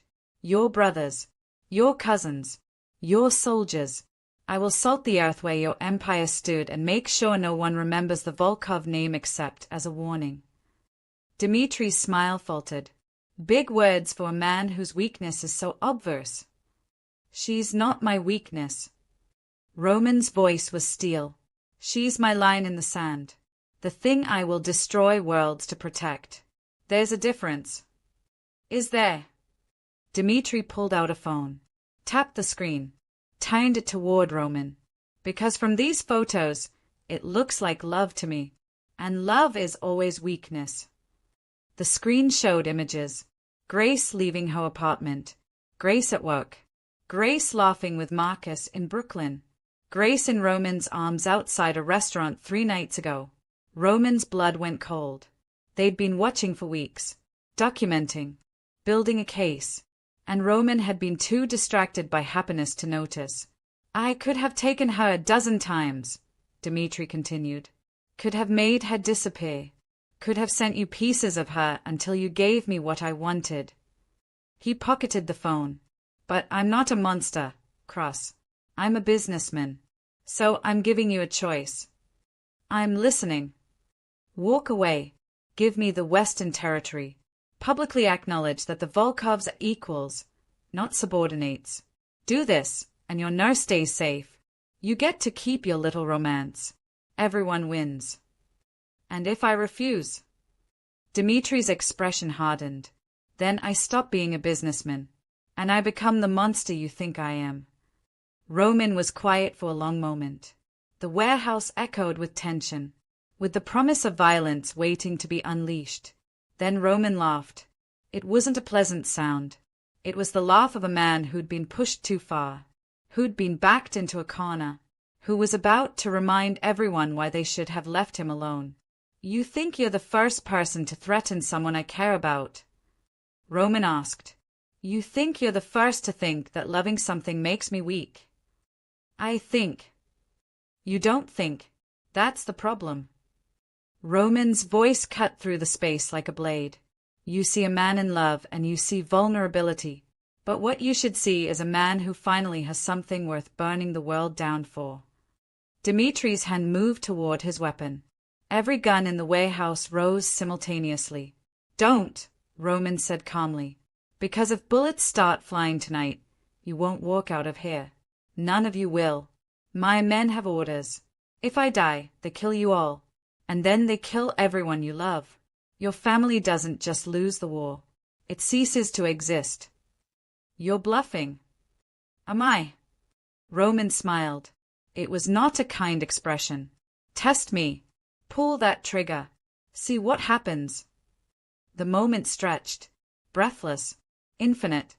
Then Dmitri's hand moved away from his weapon. "Smart choice," Roman said. "Now let me tell you how this actually ends." You leave my city. Tonight. You take your soldiers, your operations, your threats, and you leave. You go back to Brighton Beach or Moscow or hell for all I care. But you leave my territory alone. And why would I do that? Because I'm not giving you a choice. Roman pulled out his own phone. Pulled up a series of files. I know about the shipment coming in next week. The one you've been planning for 6 months. The one that's supposed to fund your expansion. I know the route, the contacts, the buyers. Dimitri's face went pale. I know about your brother in Moscow who's been skimming profits. About your cousin in New York who's planning to challenge your leadership. About the FBI investigation you thought you'd paid off but hasn't actually gone away. Roman pocketed his phone. I know everything, Dimitri, because I don't go to war without knowing how it ends. You're lying. Call your brother, right now. Ask him about the 2 million missing from last quarter. I'll wait. Dimitri's jaw clenched, but he didn't make the call, because he knew Roman wasn't lying. Here's what's going to happen, Roman continued. You're going to leave. You're going to tell everyone that you and I came to an understanding. That the Volkovs recognize cross-territory and vice versa. You save face. Your empire stays intact. And in return, you never speak her name again. You never look at her. You never acknowledge she exists. And if I refuse, then everything I know becomes public tomorrow. Your brother gets arrested. Your cousin takes over. Your empire crumbles from the inside while I watch. And Grace. Roman's voice went soft. Dangerous. Grace stays under my protection. Forever. While you lose everything. Dimitri stared at Roman with pure hatred. But underneath the hatred was something else. Fear. You've already won, Dimitri said finally. This whole meeting was just theater. No.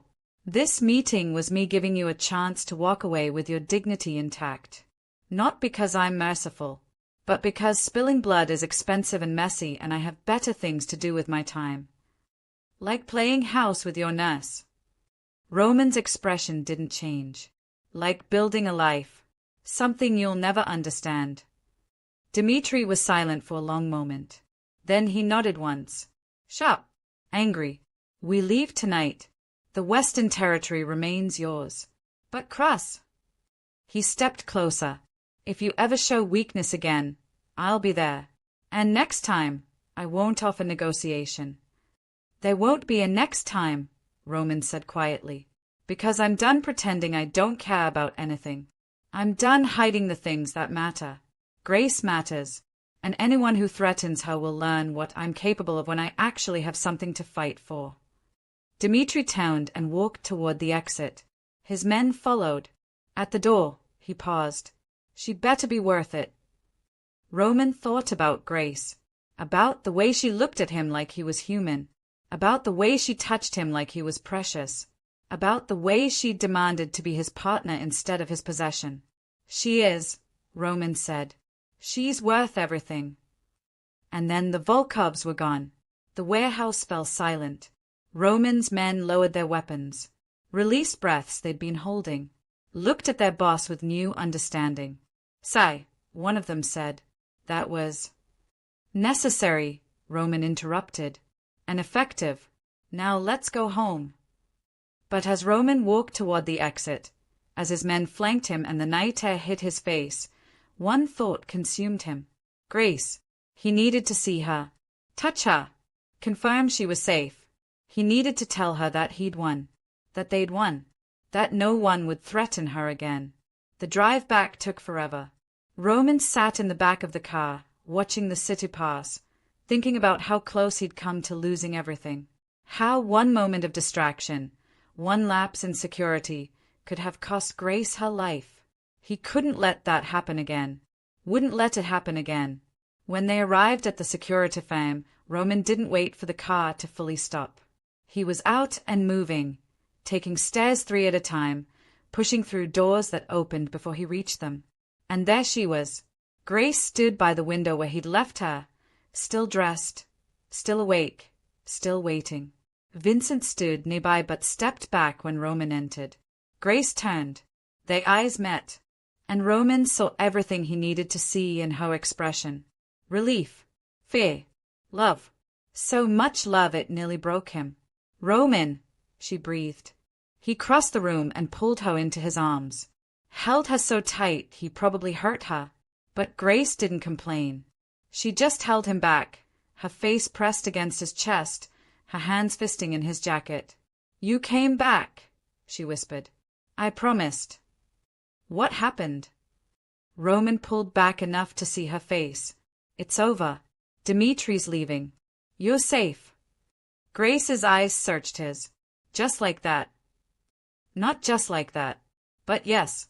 It's done." "Did you?" Grace paused. "Did anyone die?" "No. Not tonight." Roman cupped her face. "I told you. I know how to survive." Grace's laugh was half sob. "I was so scared. I stood here for 3 hours imagining every horrible thing that could happen. Imagining you not coming back. Imagining."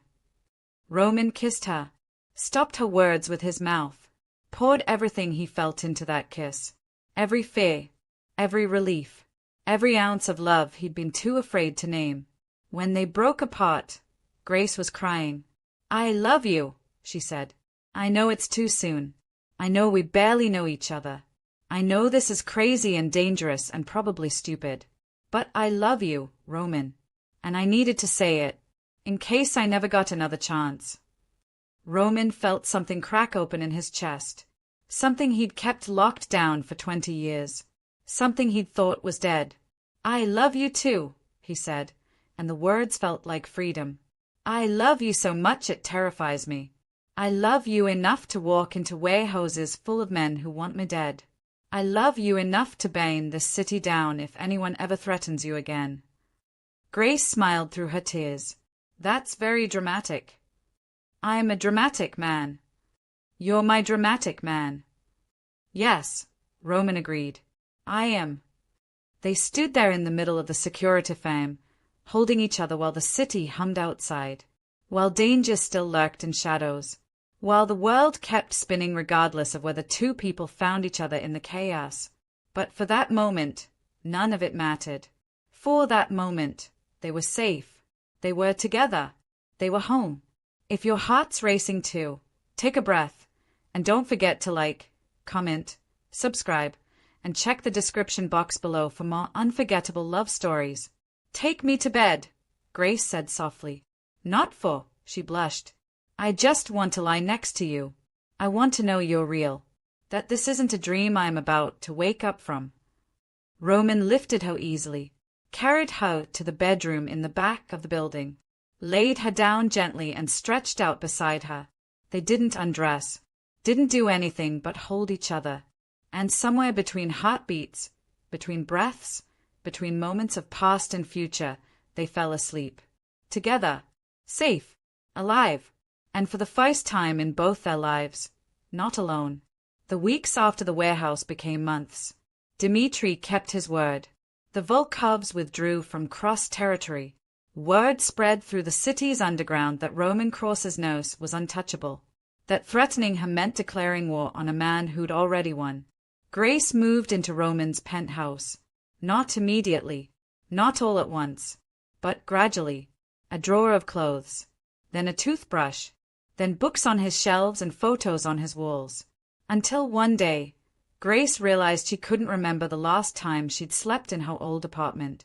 "I should probably give up the lease," she said one morning over coffee, watching the sun rise over the city from Roman's massive windows. Roman looked up from his newspaper. "Keep it." "Why?" "In case you need somewhere to go." Grace set down her cup, moved to where Roman sat today, straddled his lap so they were face to face. "Are you planning to give me a reason to leave?" "No. But," Roman's hands settled on her hips, "I want you to know you always have a choice, that you're not trapped here." Grace kissed him softly. "Roman Cross, you might be a mob boss, but you're the worst captor I've ever heard of." "Is that a compliment?" "The highest." Grace still worked at the clinic. Roman hated it. hated that she was exposed, hated that she still stitched up wounded strangers in a building with terrible security. But Grace refused to give it up. These people need me, she'd argued. They don't have anywhere else to go.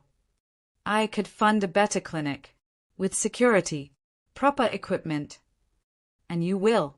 But I'm still going to work there 3 nights a week. Because that's who I am, Roman. I don't hide from the parts of the city you don't control. So Roman compromised. He upgraded the clinic security without asking.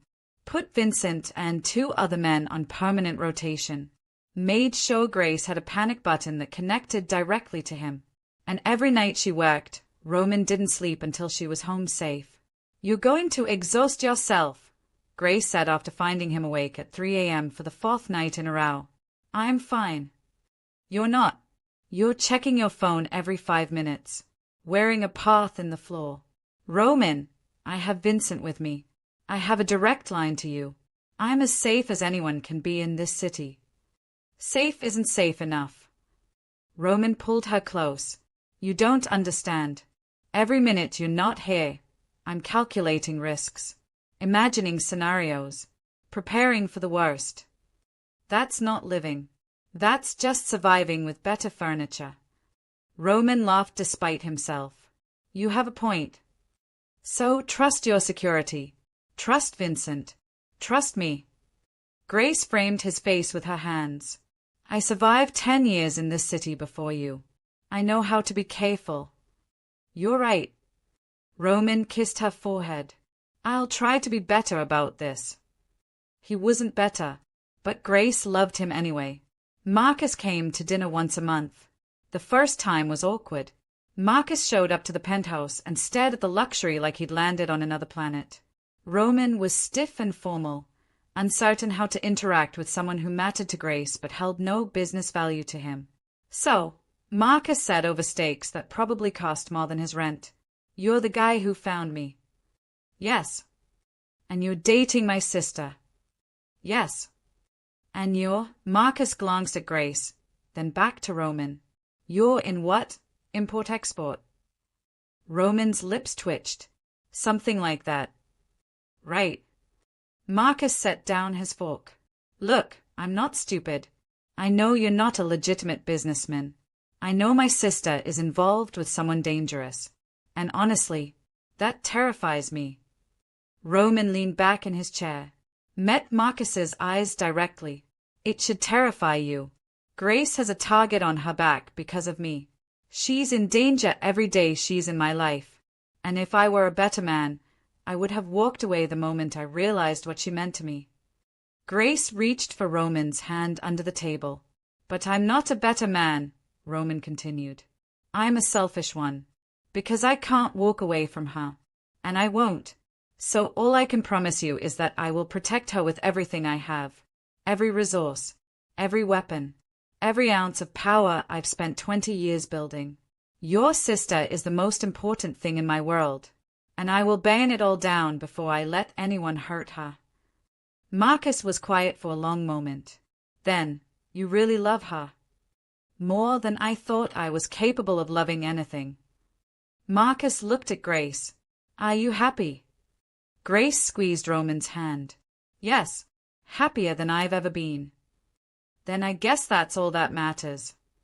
Marcus raised his wine glass. "But if you hurt her, import-export guy, I don't care how many bodyguards you have. I'll find a way to make you regret it." Roman smiled. Actually smiled. I'd expect nothing less. And just like that, the ice broke. Marcus became part of their strange, dangerous, wonderful life. He never asked too many questions about Roman's business. And Roman made sure Marcus had everything he needed. A better apartment, a better job, connections that opened doors previously closed. "You don't have to do this," Grace said after Roman helped Marcus get hired at a legitimate construction company with union benefits and actual safety standards. "I know, but he's your family, which makes him my family now." Grace cried happy tears for the first time in memory. The nightmares came less frequently. Roman still woke sometimes in the dark, breathing hard, reaching for weapons that weren't there. But now Grace was beside him. Now she could hold him until the demons retreated. Now he had a reason to fight his way back to reality.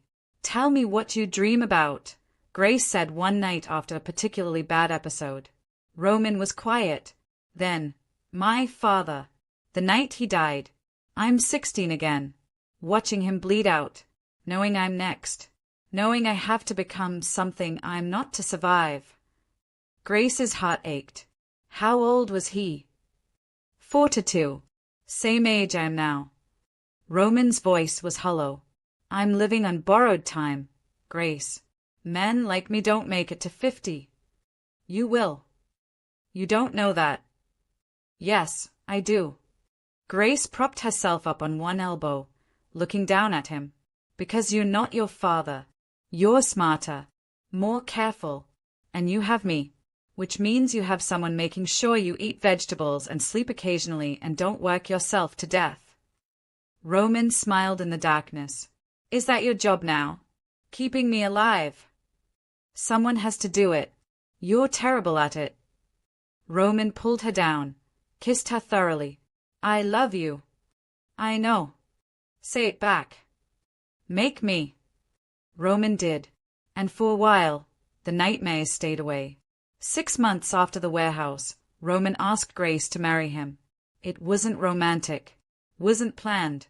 They were eating pizza on the couch, watching a documentary about penguins, when Roman said, "Marry me." Grace turned to look at him. "What?" "Marry me," Roman repeated.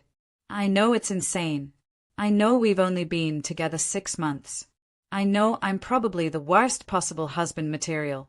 But I want you to be my wife, Grace. I want everyone to know you're mine. I want—" He stopped. Started again. "I want to give you my name. My protection. Everything I have. Officially." Grace set down her pizza. "Roman. If you're going to say no, just do it quickly. Like ripping off a bandage." "I'm not saying no." Grace smiled. "I'm saying yes. Obviously yes. But I have conditions." Roman laughed. "Of course you do. I'm not giving up nursing. I'm not giving up the clinic. I'm not becoming someone who just lives in your shadow. I wouldn't want that. I fell in love with Grace Mitchell the nurse, not some trophy wife who plans galas. Though I might plan a few galas. They sound fun. Whatever makes you happy." Grace kissed him. "You make me happy. This life we're building makes me happy. You're my home, Roman. You have been since the night you knocked on my door bleeding and desperate. I just didn't know it yet." Roman produced a ring from his pocket. It was stunning. A single diamond on a platinum band. Simple. Elegant. Perfect. "I was going to wait for a better moment," Roman admitted. "But then I realized every moment with you is the best moment. So why wait?" Grace held out her left hand. Roman slid the ring onto her finger. And in that moment, surrounded by pizza boxes and penguin documentaries and the warm glow of a life built from impossible circumstances, they became engaged. "Should we tell people?" Grace asked. "Who would we tell?" "Vincent. Marcus. Your organization." Roman considered. "Marcus, yes. Vincent already knows. I asked his permission before I proposed." Grace blinked. "You asked Vincent's permission?" "He's the closest thing I have to family, and he adores you. I wanted his blessing." "What did he say?" "He said, about damn time." Roman smiled. "Also that I'm an idiot if I let you get away." "I like Vincent." "Everyone likes Vincent. He's annoyingly likable." Grace leaned her head on Roman's shoulder. "What about your organization? Don't they need to know you're getting married?" "They'll know when it matters. For now, this is just ours." "I like that." They sat in comfortable silence, the documentary playing forgotten in the background. "Roman," Grace said eventually, "I never thought I'd be happy. I thought survival was the best I could hope for. that invisibility was the safest way to live. She turned to look at him. And then you stumbled into my life and ruined everything. Roman smiled. Is that a complaint? No. It's gratitude. Grace's voice went soft. Thank you for knocking on my door. Thank you for bleeding on my floor. Thank you for making me visible. Roman pulled her close. Thank you for opening that door. For saving my life. For seeing me as more than a monster. You were never a monster. Maybe not, but I was close. Roman kissed the top of her head. You pulled me back, Grace. You made me human again.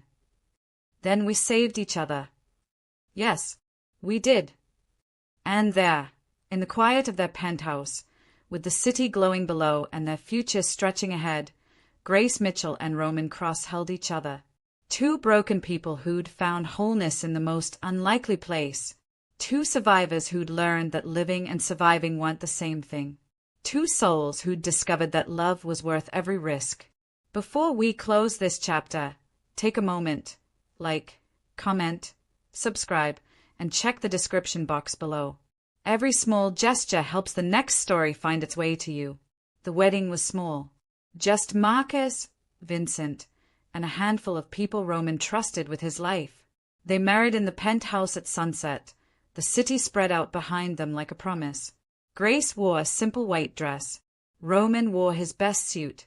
And when they said their vows, when they promised to love each other through danger and peace, through violence and tenderness, through everything the world would throw at them, neither of them cried.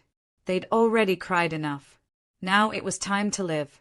I love you, Grace Cross, Roman said when the officiant pronounced them married. I love you too, Grace whispered. My beautiful, dangerous, impossible man. And they kissed while the sun set over the city that had tried to break them both, but hadn't, because together they were unbreakable. 2 years passed like a dream that finally learned how to stay. Grace Cross, and she would never tire of that name, still worked at the clinic 2 nights a week. But now she also ran a foundation. Roman had funded it quietly, helped her build something bigger than both of them. A network of clinics across the city. Safe places where people who fell through the cracks could get help without questions, without judgment, without fear. You've saved more lives through this than you ever did stitching wounds, Roman said one evening, watching Grace review funding proposals. Grace looked up from her laptop. We saved those lives. This is your money, your resources. My money, your vision, your heart. Roman crossed to her, kissed her temple. I'm just the weapon. You're the one who decided what to fight for. Grace caught his hand. You're more than a weapon. With you, yes. Without you, I don't know what I am. Then it's good I'm not going anywhere. Roman smiled. The real smile. The one he only gave her. The nightmares had stopped almost completely. Roman still woke sometimes, still reached for Grace in the darkness to make sure she was real and solid in there. But the violence that used to haunt him had faded. The ghosts had quieted. You're sleeping through the night, Grace observed one morning, tracing patterns on his chest as morning light filtered through the windows. Am I? 5 nights this week. 6 if you count Sunday where you only woke up once. I hadn't noticed. I noticed. Grace propped herself up to look at him. You're healing, Roman. Finally. Because of you. Because you're letting yourself be happy. There's a difference. Roman pulled her closer. Maybe, but you're still the reason. They'd bought a house in upstate New York. A real house, with a yard and trees and neighbors who had no idea who Roman Cross was. They spent weekends there, pretending to be normal people living normal lives. Grace planted a garden. Roman learned to grill. They took walks through the woods behind their property and talked about the future like it was something they were allowed to have. We could have kids, Grace said one afternoon, sitting on their back porch watching the sun filter through the trees. Roman went still beside her. Kids. Eventually. Maybe. If you wanted. Grace kept her voice casual, but her heart was racing. They'd never discussed this, never dared to dream that far ahead. Would they be safe? Roman asked quietly. Safer than we were. You've spent 2 years building walls around our life. Legal businesses, legitimate investments. You're transitioning away from the dangerous parts of your empire. But never completely away. No, probably not completely. Grace turned to face him. But that doesn't mean we can't build something good. Something whole. We're proof that broken things can heal, Roman. Why can't we give that chance to someone else? Roman was quiet for a long time. Grace could see the war happening behind his eyes. The man he'd been wrestling with the man he was becoming. I would love that, he said finally. A family. With you. The most terrifying and wonderful thing I can imagine. Grace smiled. Not yet. But someday. Someday, Roman agreed. And the promise hung between them. Fragile. Precious. Possible. Marcus got married. To a teacher he'd met at a community center. A woman named Sarah who was kind and patient and didn't ask questions about her future brother-in-law's occupation. Grace stood as a bridesmaid. Roman gave Marcus away because their father couldn't, and someone needed to walk him down the aisle, and Roman had become the family patriarch without either of them quite knowing how. Take care of him, Roman said to Sarah at the reception. He's good. Better than most people. Better than me. Sarah smiled. I know. That's why I love him. He's lucky to have you. I'm lucky to have him. Lucky to have all of you. Sarah glanced at Grace, who was dancing with Marcus. You and Grace, you're like a fairy tale. The dangerous man and the brave woman who saved him. Roman laughed. It wasn't quite that simple. The good stories never are. Roman watched his wife dance with her brother. Watched the way they moved together, the way they laughed like children, the way they both healed from wounds that should have destroyed them. And Roman realized something profound. He was happy, not the temporary happiness that came from winning, not the hollow satisfaction of power, but real, lasting, bone-deep happiness that came from building something worth protecting. She changed you, Vincent said, appearing beside Roman with drinks in hand. Is it that obvious? To everyone who's known you longer than 5 minutes, yes. Vincent handed Roman a whiskey. But it's a good change. You smile now. You sleep. You look like you might actually make it to old age. That was never the plan. Plans change. You taught me that. Roman raised his glass. To changes. Vincent clinked his glass against Roman's. To surviving long enough to see them. The years continued to pass. Grace turned 35 in a restaurant surrounded by people she loved. Marcus and Sarah announced they were expecting. Roman bought 3 more legitimate businesses and sold off 2 illegal operations. Vincent finally retired and moved to Florida, though he called every week to make sure Roman was still alive and not doing anything stupid. And through it all, Grace and Roman loved each other. Not perfectly. They fought sometimes. About work. About safety. About the balance between Roman's past and their future. But they always came back to each other. Always chose each other. Always remembered that everything good in their lives had started with a choice to open a door instead of hiding behind it. Do you ever regret it? Roman asked one night, holding Grace close as they watched the city from their penthouse. They'd kept the house upstate, but still came back to Manhattan. Some part of Roman would always need the city, would always need to remember where he'd come from. Regret what? Saving me. Opening that door. Starting all of this. Grace turned in his arms. Never. Not once. Not even for a second. I've made your life more dangerous. You've made my life more everything. More dangerous, yes, but also more beautiful. More meaningful. More alive. Grace cupped his face. Before you, I was surviving. After you, I'm living. There's no comparison. Roman kissed her. Soft and deep and full of everything they'd built together. I love you, Grace Cross. I know you do. And I love you, my beautiful, impossible, somehow still alive husband. Roman laughed against her lips. Somehow still alive sounds about right. They stood there as the city hummed below, as traffic moved and lights flickered and millions of people lived their lives with no idea that two of them had found something rare, something precious, something worth every risk. On Grace's 37th birthday, she found out she was pregnant. She took 6 tests, all positive. Then she sat in the bathroom of their penthouse, staring at the plastic sticks, and laughed until she cried. Roman found her there 20 minutes later. Grace? What's wrong? She held up the tests. Roman went pale, then red, then pale again. Is that? We're having a baby, Grace said, and her voice broke on the words. We're having a baby, Roman. Roman sank to the floor beside her, pulled her into his arms, and for the first time in Grace's memory, Roman cried. Not from sadness, not from fear, from joy. Pure, overwhelming, impossible joy. I'm going to be a father, he whispered into her hair. Yes.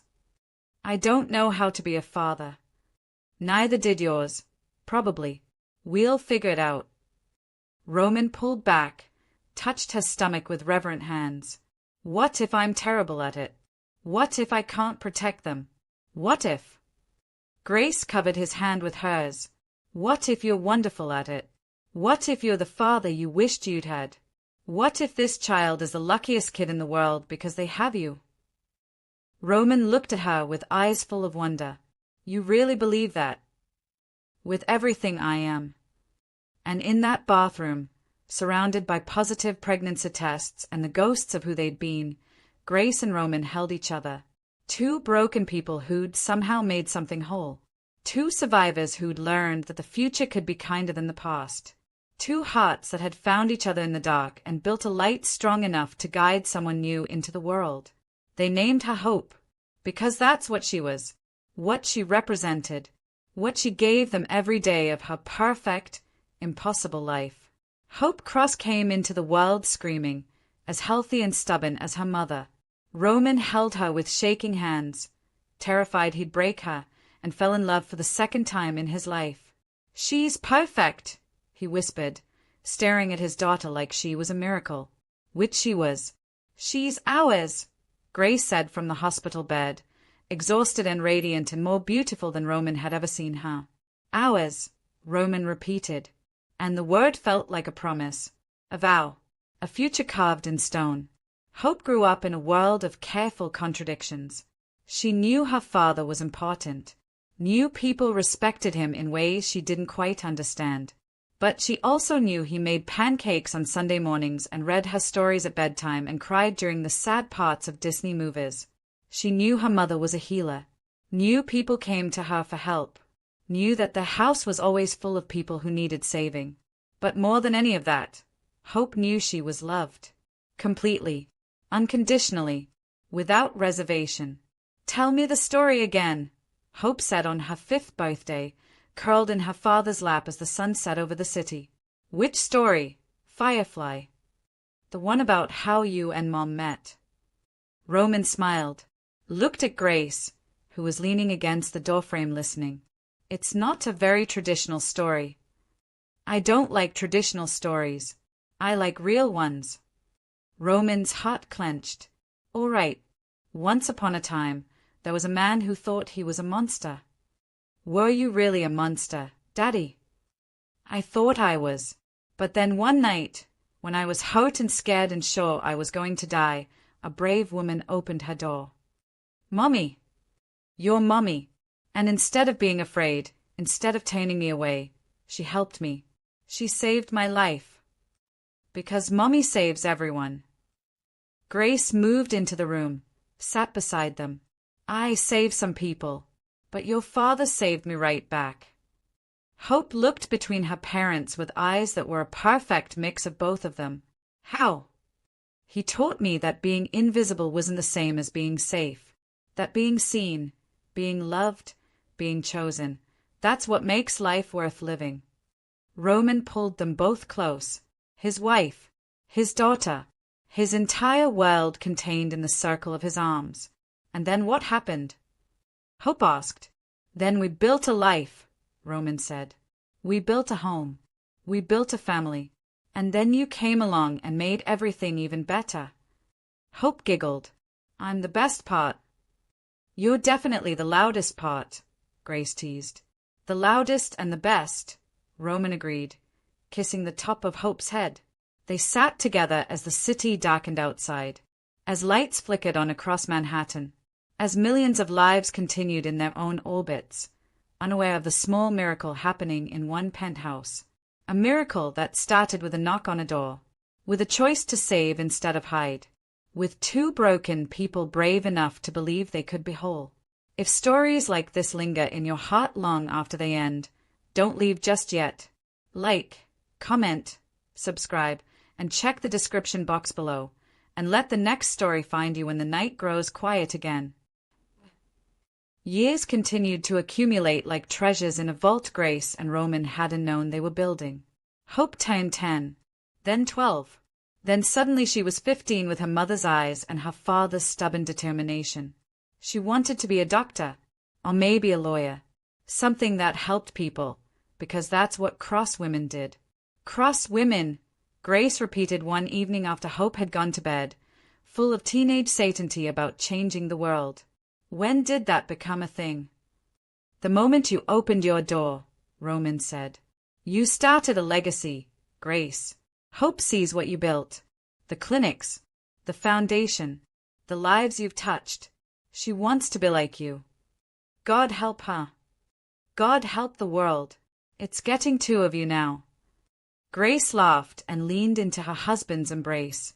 They'd grown older together. Roman's hair was silver at the temples now. Grace had lines around her eyes from years of smiling. But they moved together like dancers who'd learned each other's rhythms so completely that they no longer needed to think about the steps. Do you ever think about that night?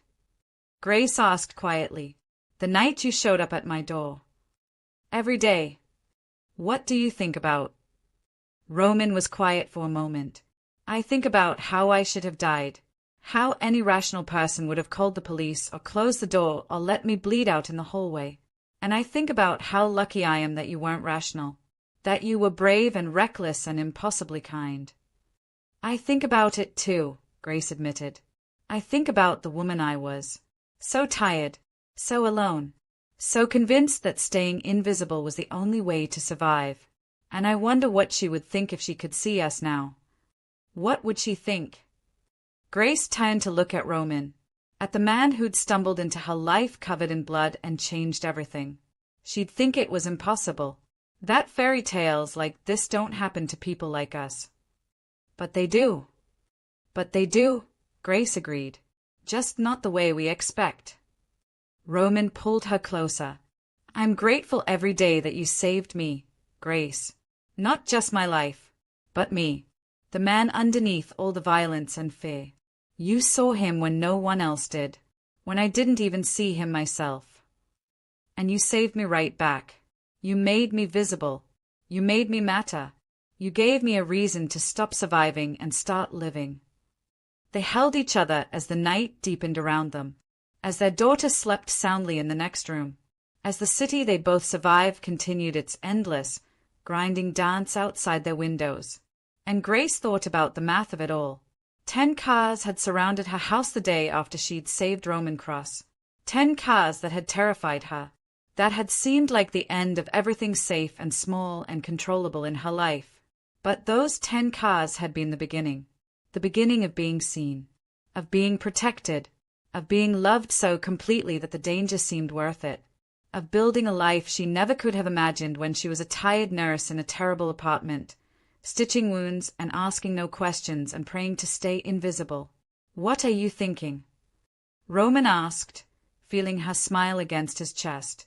I'm thinking about those 10 cars, the ones you sent the morning after I saved you.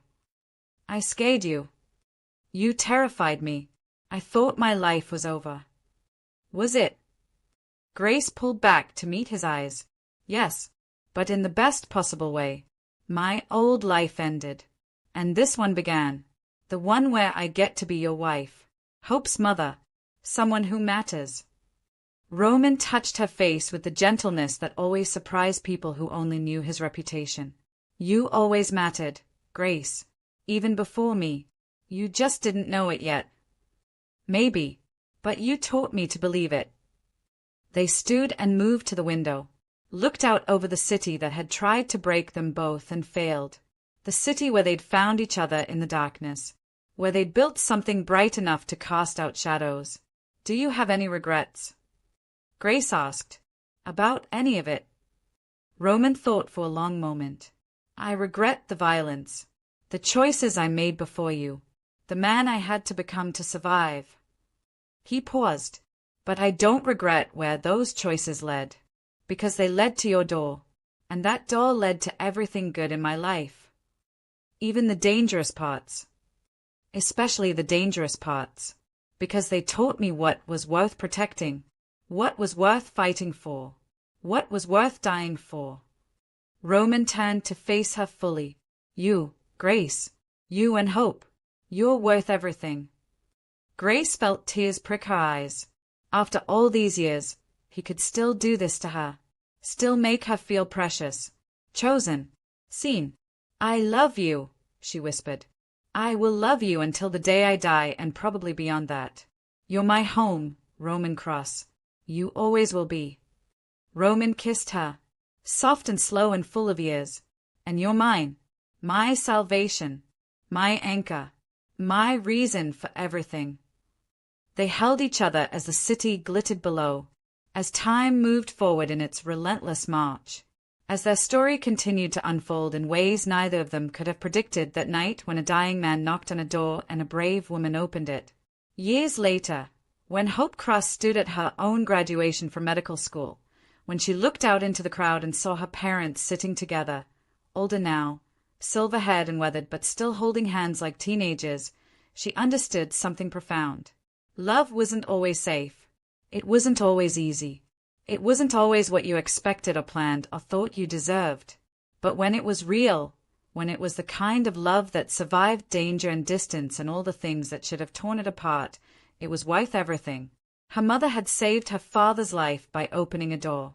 And her father had saved her mother's life by showing her that being seen was better than being safe.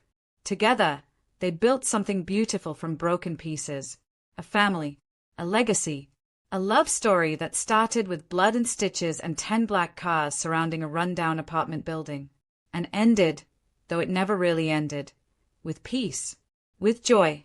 With the quiet understanding that sometimes the best things in life come from the most impossible circumstances. That sometimes monsters are just men who haven't learned how to be human yet. That sometimes nurses with too much heart and not enough sense save more than just lives. They save souls. The story of Grace and Roman Cross became the kind of legend that people whispered about in the shadows of the city, not because of the violence or the danger or the power, but because of the love, the impossible, improbable, absolutely real love between two people who should never have met, never should have survived, and never should have built a life together, but did anyway, because Grace Mitchell opened her door when she should have stayed hidden. Because Roman Cross let himself be saved when he thought he was beyond redemption. Because sometimes, in the darkest parts of the city, in the most unexpected moments, two broken people find each other, and make each other whole. And that is the real story. Not the cars or the warehouses or the threats, but the healing, the choosing, the staying, the building of something beautiful from ashes, the transformation of survival into living. The discovery that love, real love, is worth every risk, every danger, every moment of fear. Because in the end, Grace and Roman Cross proved something the world needed to remember. That no one is beyond saving. That no life is too broken to heal. That no love is too impossible to last. All it takes is a knock on a door, a choice to open it, and the courage to see what happens next. Grace Mitchell patched up a Mafia boss's injury on a random Tuesday night. 10 cars surrounded her house the next day, and in those 10 cars was everything she never knew she wanted, everything she never thought she deserved. everything that would transform her invisible life into a legacy, not because of power or money or protection, but because of love. Real, messy, dangerous, beautiful, impossible love. The kind that changes everything. The kind that lasts forever. The kind that starts with blood and stitches and ends with hope. Always hope.